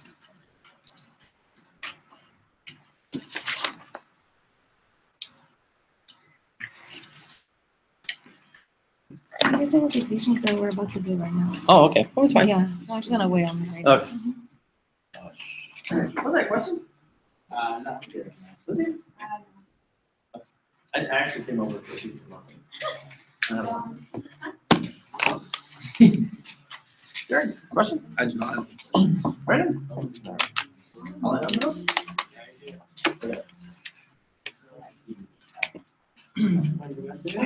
Okay, so you distributed, and then you got over there, and then that's minus 12x, right? So minus 12 there, you divide it by 4. Now, right now the symbol is this, but now, see, all of a sudden you went from inequality to equality. Then, when you divide by negative, you flip it. So, oh no, so no, but you also flip the numbers too. Alejandro, look at you. The x was over here. You gotta keep the x over here. And over here was going to be and then you put the equality symbol there. X is greater than negative. And that's what matters. It's an open circle if it's that or that. It's a closed circle. It's this or this. And it's an open circle, it's parentheses, and if it's a closed circle, it's parentheses. Okay, so those symbols go together. Okay, does that work? Yeah. Okay. Please?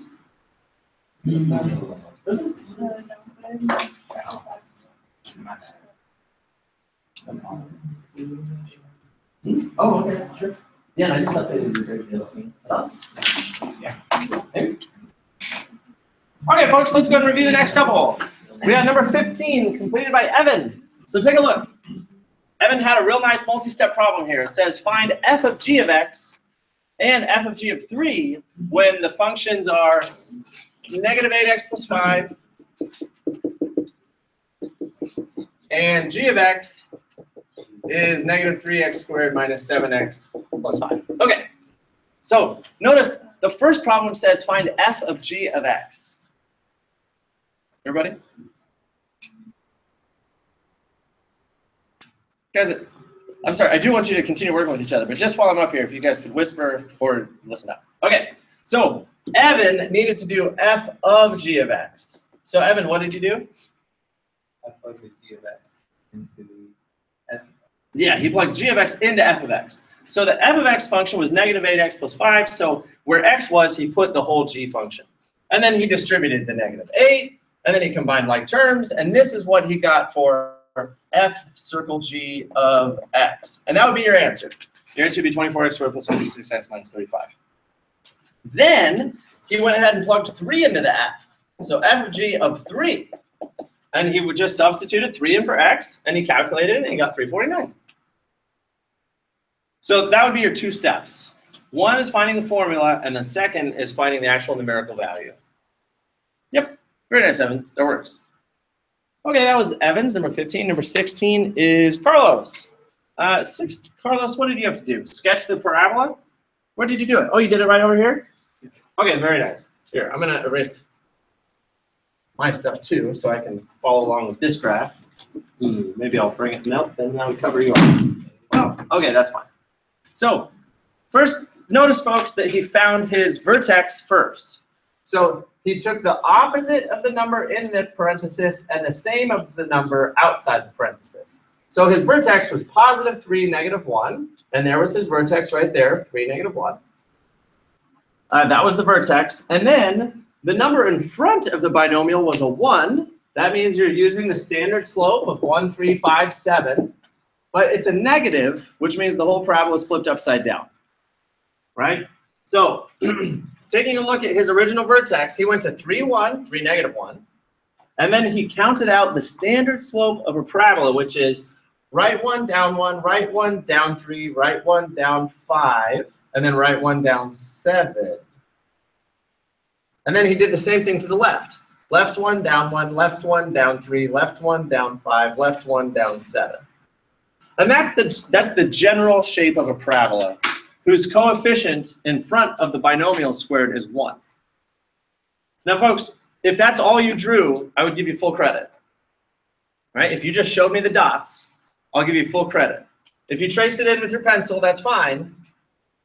But all I really need to see is the dots, because the dots let me know that you put the vertex in the right place and you counted out the standard slope of 1, 3, 5, 7. If you don't have the dots and you just draw something like that, I'll give you no credit.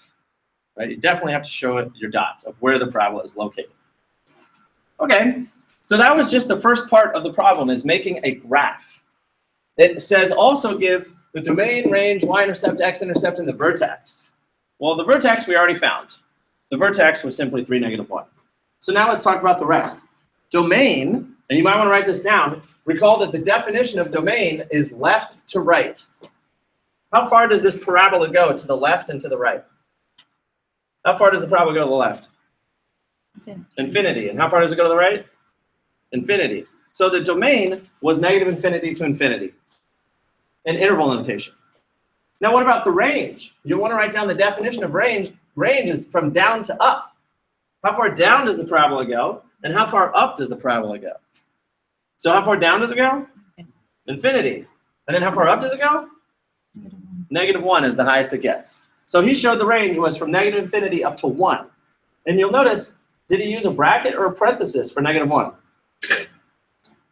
A bracket, because the graph does reach negative 1. The graph goes as high as negative 1, so that was a bracket. Okay, next, the y-intercept was straightforward because you could see it. The y-intercept was negative 10. It was right there. The x-intercept, however, are there any x-intercepts? There were no x-intercepts. So you would just say that there were no x-intercepts.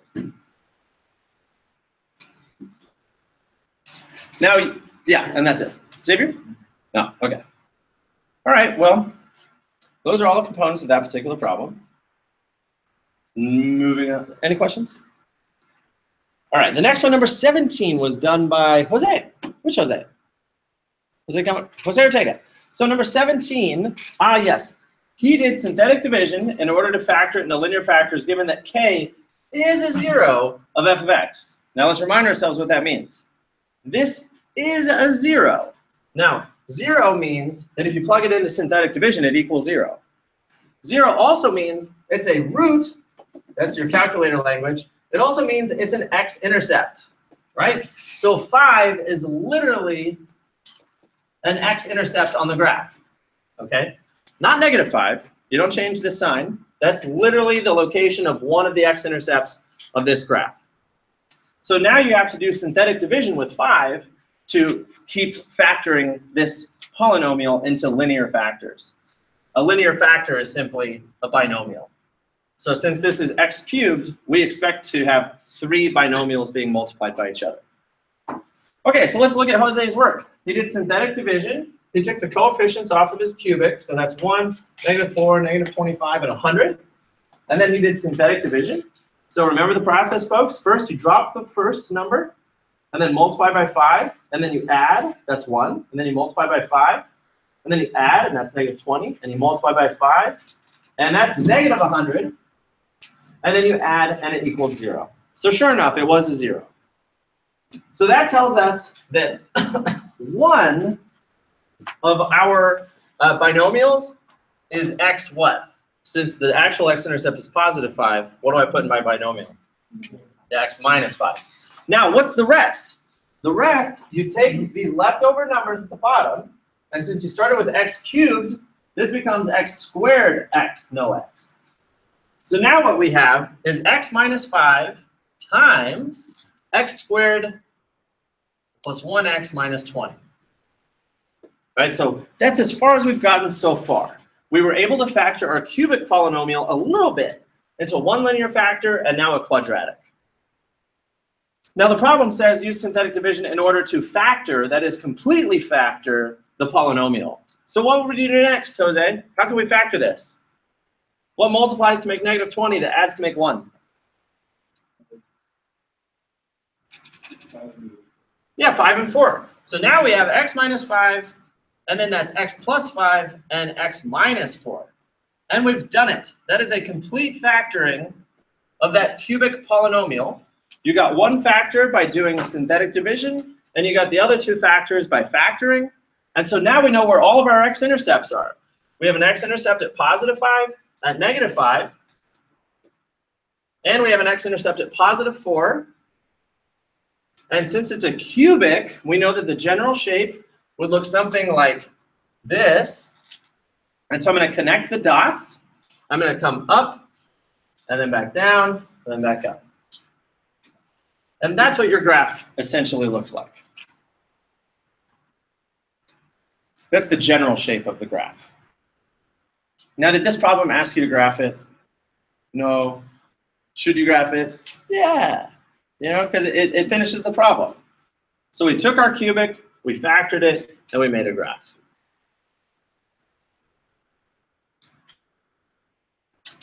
Any questions about that one? Nice, Jose. All right. Well, let's keep going. Our next couple is 18, 19. Yep, that's it. Ooh. Yeah, 18 and 19, which is who? Oh, nobody signed up. Well, great. I'll just keep going then. Number 18. Aha! There is a problem where you have to graph. Well, this is just like the one we just did. How do I graph this thing? Since it's already in factored form, you take the opposite of the sign of each of these factors. So there's an x-intercept at negative 5, positive 1, and negative 2. So I go to negative 5, positive 1, negative 2. Since it's a cubic, we know it's a cubic because there's 3 factors. That's x times x times x. That's x cubed. We know that the general shape of the graph looks like this. So I'll go ahead and just bring that down to infinity. Up, down, up, and that's the basic shape of the graph. Now, I probably was a little fast in sketching that because we didn't finish reading the instructions. It says graph the polynomial function, find the coordinates of the y-intercept, the x-intercept, and at least 3 other points. So I'm going to take back my little swoopy-doo that I just did, even though that was a rough sketch, and let's do this again. I need the coordinates of the y-intercept, the x-intercept, and 3 other points. So do I already have the x-intercepts? Yeah, so my x-intercepts are done. What's the y-intercept? How do you calculate the y-intercept again? Yeah, you plug in 0 for x, right? Because wherever the y-intercept is, let's just guess that it's here, the y-intercept is always of the form 0 something. That means x is 0. So to find, couldn't write that, to find the y-intercept, you let x equal 0. And that's simple for us to calculate in this case because we have a formula. And if I just plug 0 in, that's 5 times negative 1 times 2. And that's negative 10. So the y-intercept is negative 10. All right? So to find the y-intercept, you let x equal 0. And I just did that. I plugged 0 in for x, which means I just multiply those numbers. And there's my y-intercept at negative 10.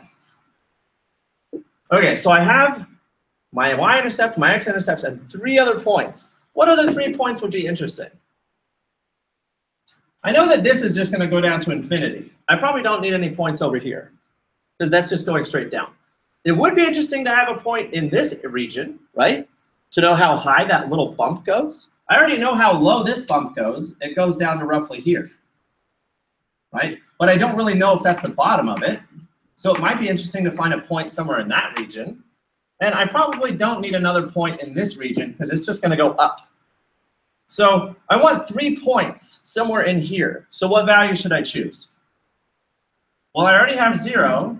So actually, there's only 3 points left to choose. I could choose -1, -3, and -4. Those would be 3 other interesting points to have on my graph.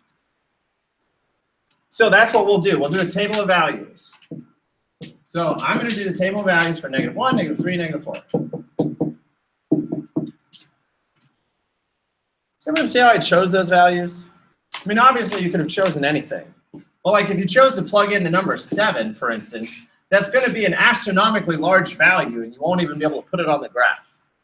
So you want to choose numbers that are in the region of where the graph is interesting. Okay, so now you have to go through the work of actually plugging those numbers in to this formula. So I'm going to do it kind of in my head. I'm going to plug in -1. So -1 plus 5 is 4. -1 minus 1 is -2. And -1 plus 2 is 1. So that gives me -8. So one of my coordinates is -1, -8. And there it is. Then I'll plug in -3, also still kind of in my head. -3 plus 5 is 2. -3 minus 1 is -4. And -3 plus 2 is -1. And that calculates to be +8. So now I know at -3, it goes up to +8. And now we'll plug in -4. So -4 plus 5 is 1. -4 plus minus 1 is -5. And -4 plus 2 is -2. That gives me +10.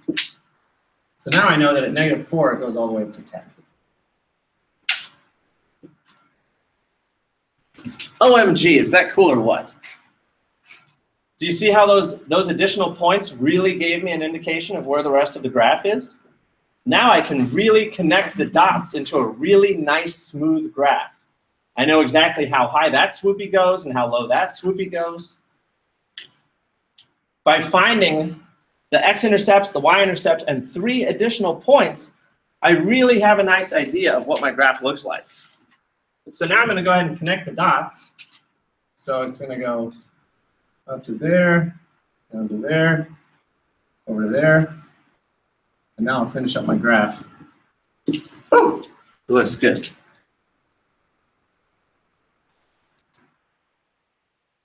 So that's 3 different things you have to do there, folks. You're labeling your x-intercepts, you're finding your y-intercept, and then you're doing 3 additional points. Now keep in mind, how do you find the y-intercept again?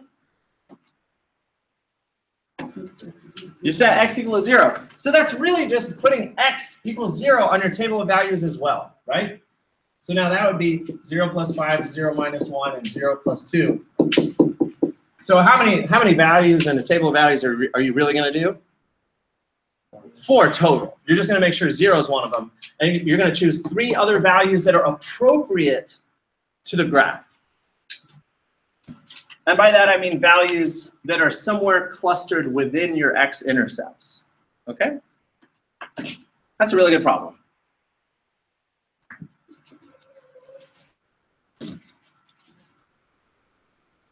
All right, number 19. Number 19 is quite similar.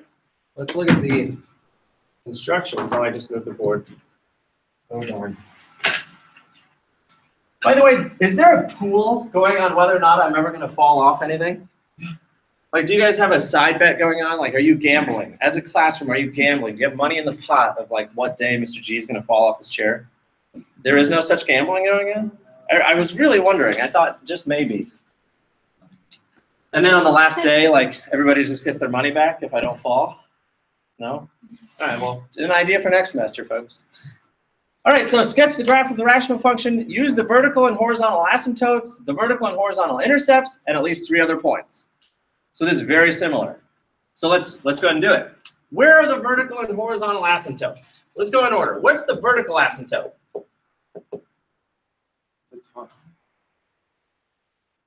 The vertical asymptote is when you divide by 0. So the bottom one. Set the denominator equal to 0. In fact, maybe draw a little line. The denominator is the vertical asymptote. The numerator is the horizontal intercept, if you want to just label that real quick. The denominator tells you where the vertical asymptote is. The numerator tells you where the x-intercepts are. So let's go ahead and start there. The vertical intercept is when x plus 4 equals 0, which means x is negative 4. That's the horizontal, I'm sorry, the vertical asymptote. So 1, 2, 3, 4. There's my vertical asymptote. Where's the horizontal asymptote? How do you find the horizontal asymptote again? This one was kind of different. Yeah, the ratio of the leading terms. So maybe write that down. Horizontal asymptote was the ratio of leading terms. So if I make a ratio of x over x, that's just 1 over 1. And so the horizontal asymptote is at y equals 1. So I go to the y-axis to the number 1, and that's my horizontal asymptote.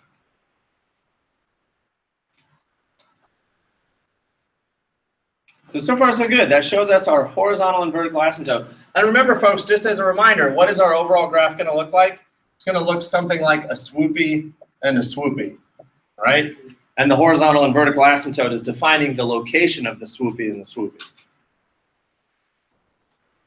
All right, so how about the vertical intercept? How do we find the y-intercept? Yeah, the y-intercept is let x equal 0. So what do we get? If x equals 0, that would be 0 minus 3 over 0 minus 4, which is, no, plus 4, which is negative 3/4, which is negative 0.75. So that's where our y-intercept is. The y-intercept is negative 0.75, which is, you know, negative almost 1. So there's our y-intercept. So can you already see where the swoopy is? My little sketch here was wrong. The swoopies weren't there. Our swoopies are going to be here, and where else? Up here. So we know that our graph now is going to look something like this. Now, by the way, folks, at any point during the test, can you just graph this thing and look at it?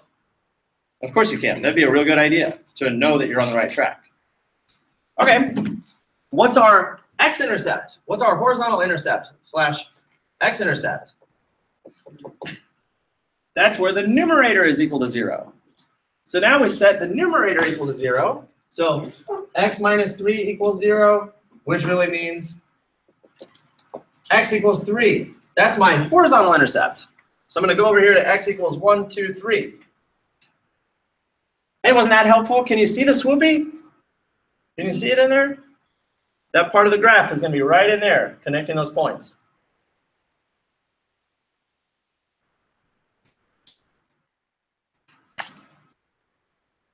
Okay, we probably should have defined these more. So again, vertical asymptote, set denominator equal to 0. Horizontal asymptote, that's the ratio of leading terms. The vertical intercept, let x equal 0. The horizontal intercept, set numerator equal to 0.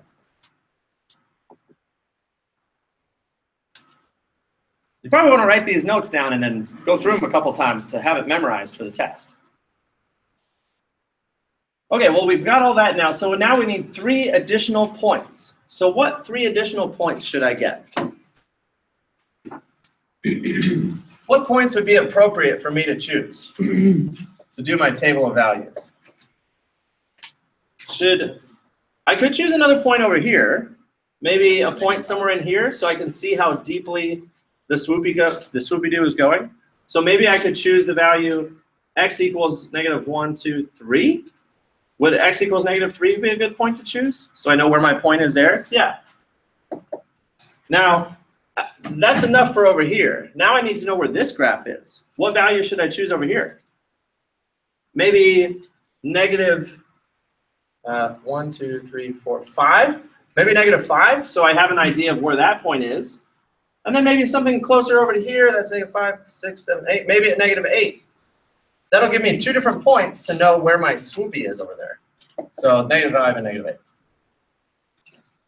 Now I just chose those points because I'm trying to spread some points out and get an idea of what my graph looks like.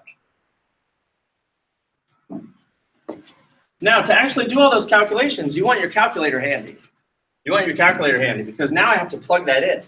So that's -3 minus 3 over -3 plus 4. That's -6 over 1, which is -6. Okay, that one was easy. -5 minus 3 over -5 plus 4. Ooh, that one's also easy. That's -8 over -1, which is 8. -8 is -8 minus 3 over -8 plus 4, which is -11 over -4. That didn't come out too clean. 11 divided by 4 is 2.75. Okay, well that gives me 3 additional points. And now I'm going to go label them. So my one coordinate was -3, -6. That was helpful. And then my other point was -5, -8. Well, no, -5, 8. 1, 2, 3, 4, 5. Up. 1, 2, 3, 4, 5, 6, 7, 8. There's a point. And then -8. So 5, 6, 7, 8. Positive 2 and a bit. 1, 2, 3/4. There.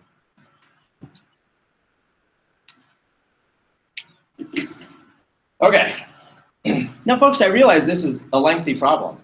I realize that some of these are lengthy problems, but keep in mind there's only 20 questions on the test, and each question is worth 10 points. So it's lengthy because there's a lot of parts. So now that you see the general shape and you see the points, what's the last thing to do? Just draw a nice, smooth line through it all. So this is approaching asymptotically. This is approaching asymptotically. This is approaching asymptotically, and this is approaching asymptotically. And there we go. There's a nice graph.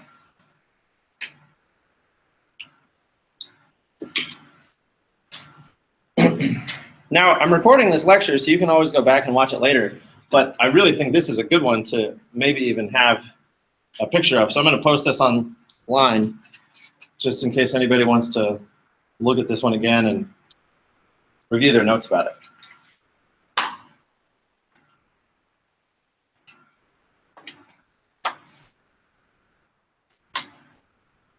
Okay.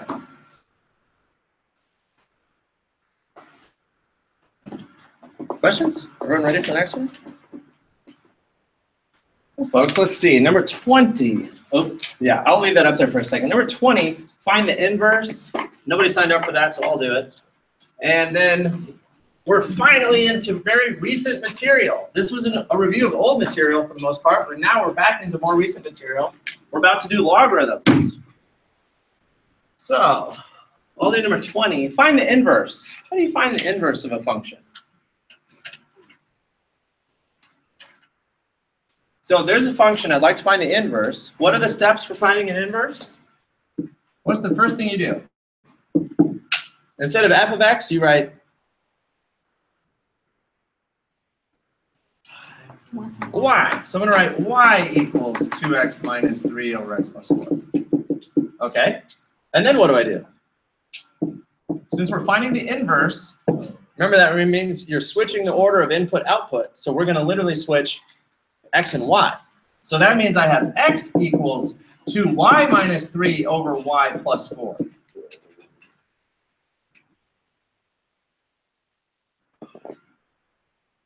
Now we have y in 2 different locations, and we have an x. What we want to do right now is solve for y.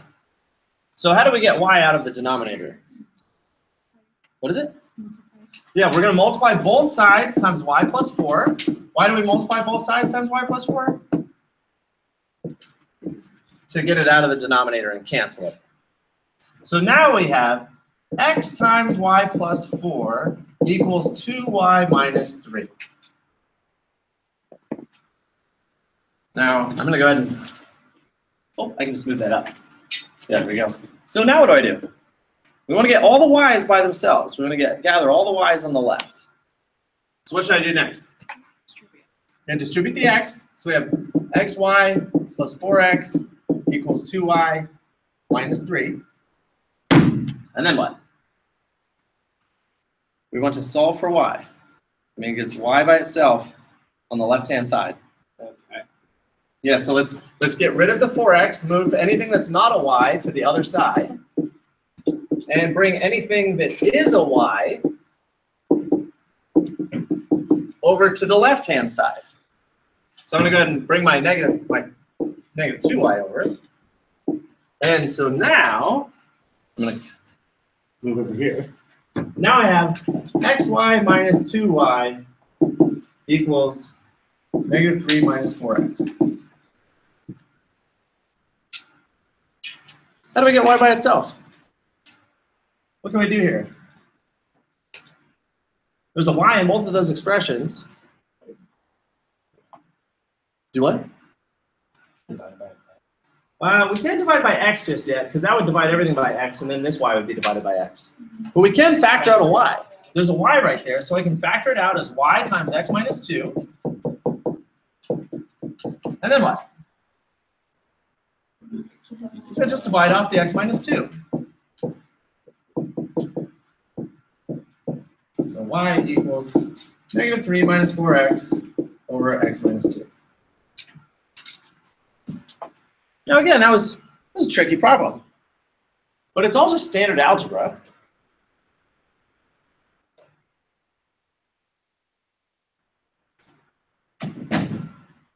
So in terms of your steps, you replaced f of x with y, you switch x and y, and then you go about the business of getting y by itself.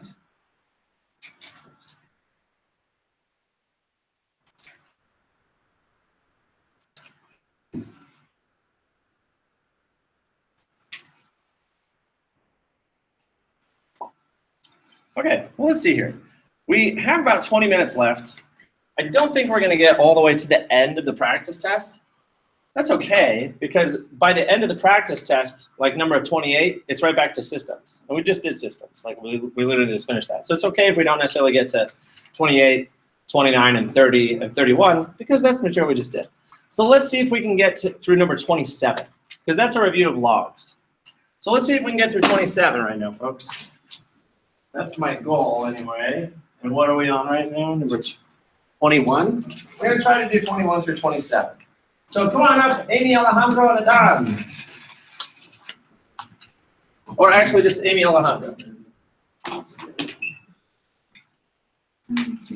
Yes? So for this one, she said I have the same thing, but the other way. That's fine. That's fine. Yeah, do you know what the difference between our answers is? That if you take your answer and multiply top and bottom by -1, you'll get my answer. Yeah.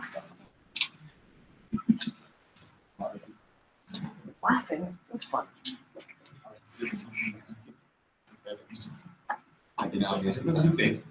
Was that how you felt right before? Yeah, that's like marriage every day. I'm kidding. I remember Oh, the standard slope. The standard slope is the odd numbers, 1 through 5. What is the standard slope? The odd numbers. Yeah. So since it's upside down, it's negative. So it's upside down. You go right one down, right one down, 3, right one down. Yeah, you always go over 1, and then left one down, 1, left one down, 3. Go ahead and try it. So you're always moving to the right one. Okay. Digger? Oh, right. And then down. It is a tricky problem. It is, and yet it's complex and yet it's simple. It's just a fraction. But yeah, it is tricky. Great. Here. Oh,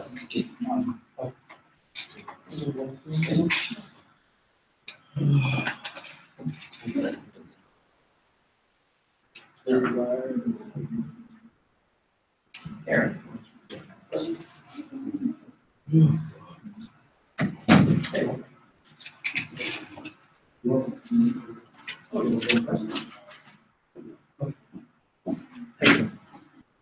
That's it. Thank you.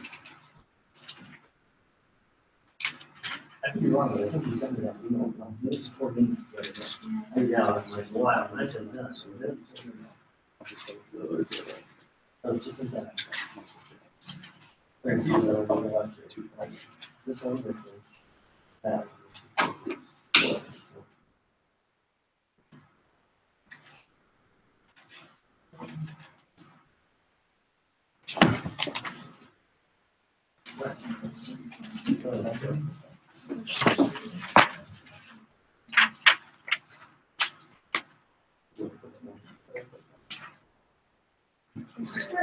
Move it forward. Oh, yeah.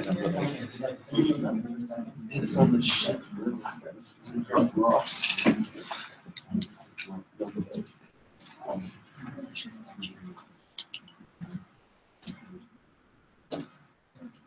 All right, folks, let's review these next two that we just got. Who was that? Number 21 was Amy. Okay, so check it out, folks. Amy had a great problem here. It said to solve the equation by equating the bases. So notice on the left, the base is a 2, and on the right, the base is 1/4. We need those two bases to be the same. So 2 is already a perfectly good base. How do we change 1/4 into a base of 2? That's the question. How can you write the number 1/4 as a number of 2 to an exponent? And so what Amy did here was showing that 1/4 is really 1/2 squared, and then she can move the 2 squared up to the numerator by making it 2 to the negative 2. So she transformed 1/4 into 2 to the negative 2. That's what she needed. And just to show that, it transforms this equation, 2 to the 7 minus 3x equals 2 to the negative 2. And that's your goal. You have to equate the bases. So now that the bases are the same, you can equate the exponents. And that's why Amy then wrote 7 minus 3x is equal to negative 2. So that's the goal. You have to equate the bases first, and then you can equate the exponents. So she did 7 minus 3x equals negative 2, move the 7 over, divide it off of negative 3, and she got x equals 3. Now, is x equals 3 the correct answer? We hope so, and you should definitely check. Remember, each problem is worth 10 points. So you don't want to just solve and move on to the next problem. You should always plug your answer back in and check to make sure that it really worked. And she did. She plugged in the 3. That was 7 minus 9, which is negative 2. And 2 to the power of negative 2 is indeed 1/4, which is what she wanted. So this is a really good solution, and you get full credit. Always, always check your answer. Okay, great. Next, number 22. Who did number 22? Alejandro. So he invested $5,789 for 9 years at 5% compounded quarterly. So folks, remember the formula. You'll need to memorize it for the test. The formula is A equals P times 1 plus rate over N to the NT. Where 5,789 is your principal, 9 years is your time, 5% is your rate, which is really 0.05, and compounded quarterly means that you're getting your interest 4 times a year, so N equals 4. Very valuable to identify each of those terms and write them down very carefully first so that you know what to plug into your formula. And so that's what Alejandro did. He plugged in 5,789 for P, 0.05 for R, 4 for N, and 9 for T. And he carefully calculated 0.05 divided by 4 to get his decimal on the inside of the parentheses. He multiplied the 4 times 9 to get 36. And then he typed it all into his calculator. And keep in mind, is his answer reasonable? Yeah, I mean, if you invest about $6,000 for 9 years at 5%, you should have more money. Sorry, is that funny? Yeah, you should have more money. So his answer is a good, reasonable one. All right. That's a formula you want to memorize for the test, folks. All right. Moving on, number 23, 24, 25, and 26. So all 4 of you people, 23, starting with Adan, Yesenia, Mary Carmen, and Jose. And in fact, Abel, will you just go ahead and come on up as well and do number 27 way over here? You can do it over here. So Abel, come on over and do 27, which is log 4 plus x minus log x minus 3 equals log 2. Thank you, sir.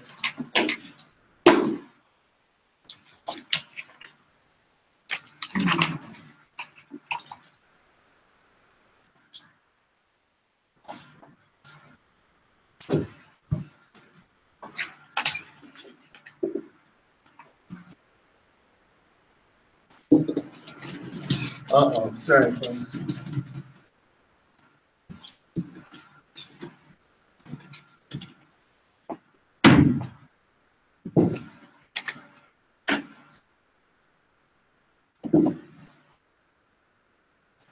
Here. lucky day. For this question, test. We have to do the whole thing now. Yeah, just write it out. Awesome. What do you mean whole thing? 2, 3, 4, 5. That's literally 4 terms.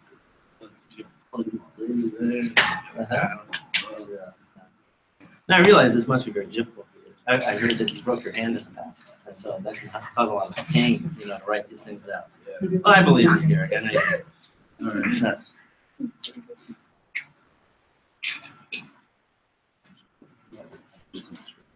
right.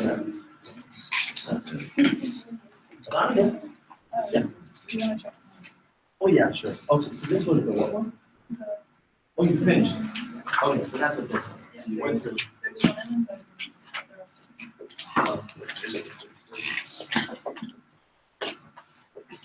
So you just want to go back to finish.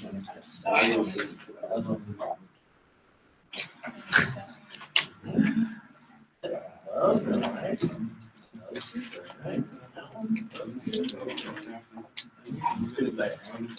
Okay, so after the bag, all except for one, so that's 9, 9,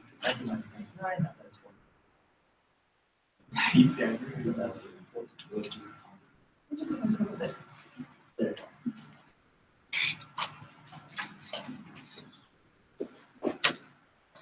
Yeah.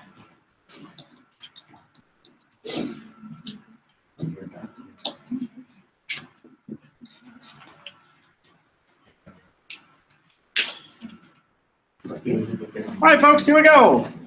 So last group of problems that we definitely want to get to today. Number 3 was done by Adon. And number 23, here you are, Adon. So it said, evaluate the logarithm by switching from log form to exponential form. Adon, that's very fascinating. What does this little swoopy-doo mean? It's just how I was taught how to do it. Oh, really? What does it mean? You don't know. You did it. The 7 and then the x. So 7 to the power of x equals 149. Okay, I see now. Okay, yeah, 7 to the power of x equals 149. Now finish the problem. What is x equal to? Oh, -7. Not -7. No, -2. Yeah, -2. 7 to the power of -2 would equal 1 over 7 squared, which is 1 over 49. So, Adon, what does x equal? X equals -2. There we go. Thank you, Don. So x equals -2. That was number 23. Okay, 24 was done by Yesenia. 24. Here we go. It says rewrite the expression as a single log. So log 13 minus log x. That's, you need to memorize all of your log rules, right? This is just one of them to represent that. But when you subtract 2 logs, you really divide the arguments. So log of 13 divided by x. But remember, you have the rules log a plus log b, which means you do what? Multiply ab, and then you also had log of a to the n, which you could bring that exponent out front, and now is n times log a. So remember, folks, this was just one sample problem to remind you to go back and study all of your logarithm rules, okay? I'm not saying there's going to be a problem just like this on the final. I'm saying you need to go back and review your log rules. Okay, thank you, Yesenia. And then number 25, Mary Carmen, it said use the change of base rule to find that logarithm to 4 places. Now remember, Will tried to do this in our head. 7 to the what would equal 3? Well, 7 to the 0 is equal to 1, and 7 to the 1 is equal to 7. And so we're expecting an answer somewhere between 0 and 1, probably 0.3 or 0.4. That would be my guess.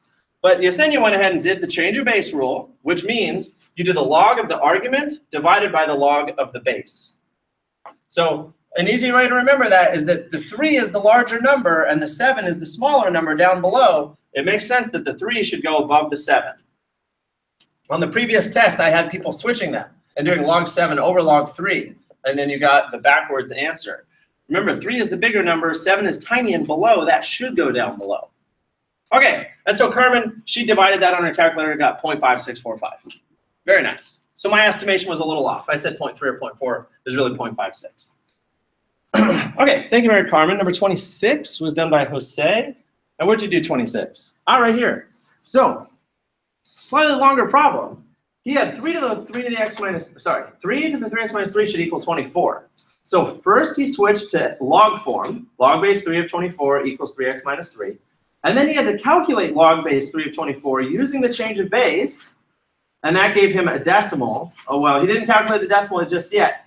He left that as a fraction, and he started doing algebra. So x is being multiplied by 3 and adding 3, so he subtracted 3, and then he divided off the 3, and he got this fairly large expression that looks like log 24 over log 3 minus 3 all over 3. Folks, that's what he got for x. Can you just write that down and be done? No, you need a decimal. And so he did type it into his calculator, and he got 1.964, which I think sounds reasonable. Yeah, that's correct, 1.964. So you'll have to plug that into your calculator. All right.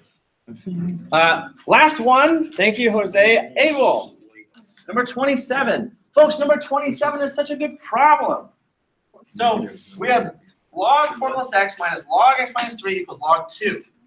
Now you notice the first thing Abel did was his, what did you do, Abel?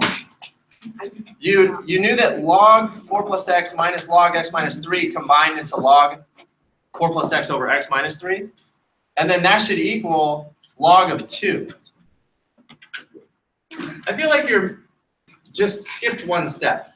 You would need to show that log of 4 plus x over x minus 3 is equal to log of 2. Hey, guys, real quick. I just hear a lot of whispering and it's distracting. So this is where he went first, and you probably did that in your head, Abel. And then he saw that this must be equal to 2, and that's correct.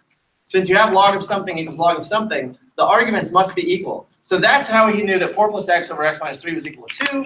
He multiplied both sides times x minus 3 so they would cancel, and that gave him 4 plus x equals 2x minus 6, and then he just did basic algebra and he got x equals 10. And then he even plugged it back in later to check, and it sure did work out. So that was the key step, was combining those logs into one log form and noticing that log of an argument equaling log of an argument, the arguments must be equal. And then it's no longer even a log problem, it's just an algebra problem. All right, well, I think I know that class is over. So yeah, it's 10:20. I think what I'll do is I'm gonna stay in this room and finish the video of me showing solutions for the last few problems. That way, when you guys all go home this weekend, if you want to pull up the video and watch these last few solutions, you can. And then that's it. I'll see you Monday morning at 8 a.m. to take your final. Bring the practice final. It's due. Your practice final is due on Monday. That's a grade, isn't it? Isn't that in the grade book? Let me just check to make sure. This practice final is worth points.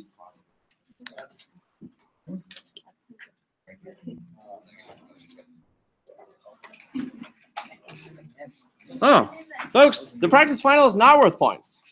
It's not in the syllabus. It's not in the grade book. But this was a great experience for all of you to do this practice final. I'm so glad you did. And like I said, I'm going to post the video with all of the solutions so you can go home and watch. It's not due on Monday. It's not worth a grade. Well, I highly recommend you finish it because it will increase your grade on the final exam. So Adon, it is worth a grade, kind of. Yeah, I see. You can turn in the other extra credit opportunities by the day of the final. I did not put those in yet. I'm going to put them in on the, I think, the final exam grade.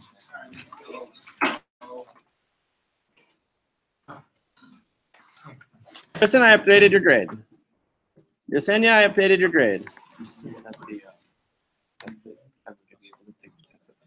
Yeah, go ahead over to the testing center. It's waiting for you now. It's just downstairs. If you go downstairs, you know that the big space where you wait in line to talk to people? You walk straight in and just go to your left. And there's the testing center. Aaron. It says for the last one we just did, it says expressed in exact form. So how would we write that? Oh, well then, in exact form? Oh, Would it well, just gee, that's be- a good point. It would be, oh, well, I mean, 10 is the exact form. So it's just x equals 10. Yeah. Oh, okay. Yeah, Thank you. that's a good point. That's a little misleading.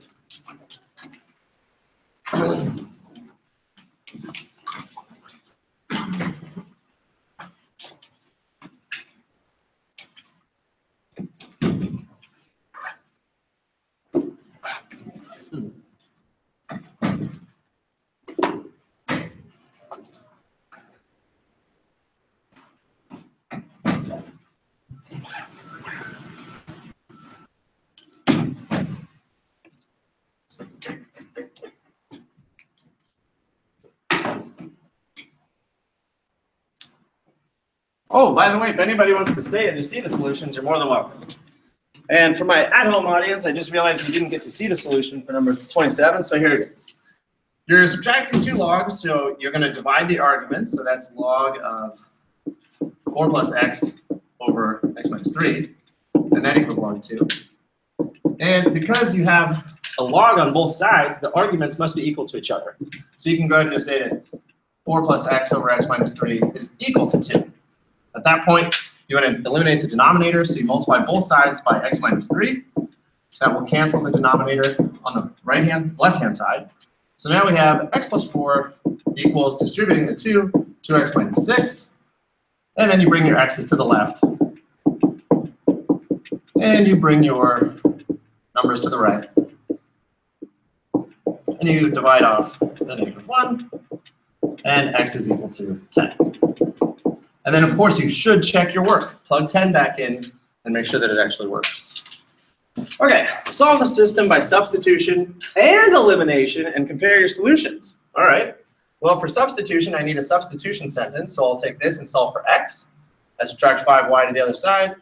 And I get x equals negative 5y minus 5. I'm going to take that. I'm going to plug it into my other equation. So negative 7 parenthesis plus 6y equals 35. And I plug in my negative 5y minus 5. And I go ahead and I distribute it. And I get 35y plus 35 plus 6y equals 35. Okay, combining like terms, I have 41y plus 35 equals 35. Uh-oh, when I subtract off my 35 from both sides, I get 0. But that's okay, 41y is equal to 0. I can still solve for y by dividing both sides by 41. I just get y equals 0. That's perfectly fine. That doesn't mean that this is parallel or overlapping. It just means that my y coordinate is 0. So now I take that, I plug it back into my substitution sentence. X equals negative 5 times 0 minus 5, which is 0 minus 5 is negative 5. So my coordinate of intersection is the coordinate negative 5, 0. Now, am I right? If I plug it back into the original two equations, that's negative 5 plus nothing equals negative 5. That's true. And here, that's 35 plus nothing equals 35. That's also true. Okay, good. So I know I have the right answer. Now I'd like to solve with elimination. So I have x plus 5y equals negative 5, and also negative 7x plus 6y equals 35. I'd like to eliminate a variable. The y variable would be challenging to eliminate, but the x variable, this already has a negative 7x. I can make the top one a positive 7x by multiplying all the way through by positive 7. That gives me positive 7x plus 35y equals negative 35. Oh, goody. That cancels out the x. That gives me 41y equals 0 again. That's fun. It's the same exact thing I had before. And dividing off 41, I get y equals 0. Well, good. I should get the same answer. So now I'm going to go back, plug a 0 in for the top equation. X plus 5 times 0 equals negative 5, and that means x equals negative 5. So I got the exact same solution, and I asked you to do it both ways just to see which way you preferred. They're both about the same amount of work. Oh, thank you, sir. Thank you, sir. Hey, we have a new audience member. All right, so moving on then. We have 3 more questions. I'm recording. What's this? What math is this? This is Math 150, and I'm recording it so that at home people can finish with the solutions. We didn't get to 3 problems. I'm thinking about taking this just to take it. Oh man, you totally should. Math 150 is super fun. All right. Oh my gosh, Cramer's rule. So excited. So solving a system with Cramer's rule instead of substitution or elimination. So on the test I just graded, most of you did it correctly with Cramer's rule, but some of you had the definition switched. So let's be very careful about the definition of Cramer's rule so that you have everything set up. The first thing I'm going to do is define it. So my determinant, the normal determinant, is I take the 4 numbers from the x and y. So that's 9, 6, 6, and negative 2. My dx determinant means that I replace the x values with 12 and negative 4. So I'm going to replace the x values with 12 and negative 4, keeping the y values the same. And then for my determinant y, my y determinant, I replace the y values with 12, negative 4. So I keep the x values the same. So I can see why that's a little tricky. What you have to do for the determinant x, you're replacing the x values with the coefficients at the end. And with determinant y, you're replacing the y values with the coefficients from the end. And you calculate all those determinants. Remember, it's the left slash minus the right slash. So it's the right, sorry. I'm going to slash to the right and then slash to the left. So slash to the right minus slash to the left. So 9 times negative 2 minus 6 times 6. That gives me negative 18 minus 36, which is negative 54. Okay, next, right slash minus left slash. So that's 12 times negative 2 minus 6 times negative 4, which is negative 24 plus 24. Oh, goody, that's 0. All right, and then right slash minus left slash, that's 9 times negative 4 minus 12 times 6. That's negative 36 minus 72, which is quite a large number. That's a negative 108. Okay. Now we go ahead and write down the answer to the coordinate. The coordinate of intersection is dx over d, dy over d, which in this case dx is 0 over negative 54 and negative 108 over negative 54. That worked out great. That was 0, 2.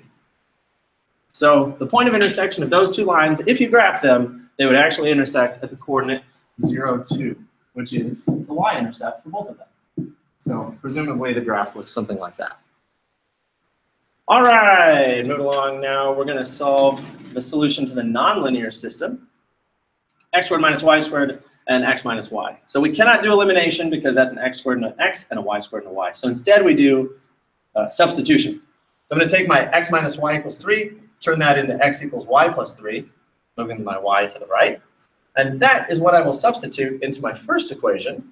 So I have x squared minus y squared equals 39. And so for x, I'm going to plug in y plus 3. Ooh, this is really exciting. I'm already excited because I'm subtracting my y squared term, which means this y squared term is going to cancel, which means it's not going to be a quadratic equation. It's a linear equation, and it's easier to solve. So I FOIL y plus 3 times y plus 3. That's y squared plus 6y plus 9 minus the y squared term. Canceling the y squared term, 6y plus 9 equals 39. Subtracting off the 9. And we got 6y equals 30, which means there's only one solution for y equals 5. And then I can go back to figure out my my x solution. So x equals y plus 3, that's 5 plus 3, and therefore x equals 8. So my coordinate of intersection is apparently 8, 5. Now what does that mean that this thing only has one intersection? It's kind of interesting. The first graph is a hyperbola, which I'm going to guess something looks like that. And the second one is a straight line. And where does it intersect? At 8, 5. So if I go over to 8, 5, that must mean that my line does something like this. That way it completely avoids this graph over here and only ever touches it over here. Did I make a mistake? This first one is not a circle because it's a minus. Yeah. I think that could be a circle with an imaginary radius, but it's a hyperbola. All right, folks, that was number 30. Let's move on. The last one, number 31. And that's just sigma notation. No, not Brandon. Gehrig, bless his soul, asked if he could just type that into his calculator and get the answer. And some of you can use your calculator to do those. But if you just type it into your calculator and just give me the answer, I'll probably give you very little credit, if not no credit. So what I want to see is all of your work substituting in the values. So let's look at sigma notation. We're saying use this explicit formula and plug in the numbers 2, 3, 4, 5. So that's only 4 terms. So I'm going to do 3i minus 3, where it's 3 times 2 minus 3, and 3 times 3 minus 3, and 3 times 4 minus 3, and 3 times 5 minus 3. So you'll notice that what we did was we plugged in the numbers 2, 3, 4, 5, which was here, 2, 3, 4, 5. We used the structure of 3i minus 3 to plug in those numbers, and now we'll just calculate all of them. Gehrig, I can feel that my hand hurts a little bit right now, but I'm going to push through the pain. So that's 6 minus 3, which is 3, and 9 minus 3, which is 6, and and 12 minus 3, which is 9, and 15 minus 3, which is 12. Okay, my hand is really hurting now, but I'm going to try to add these together anyway. I might have to switch to my left hand. Switch to my left hand. 3 plus 6 is 9, plus 9 is 18, plus 12 is 30. Oh, there we go. I did it.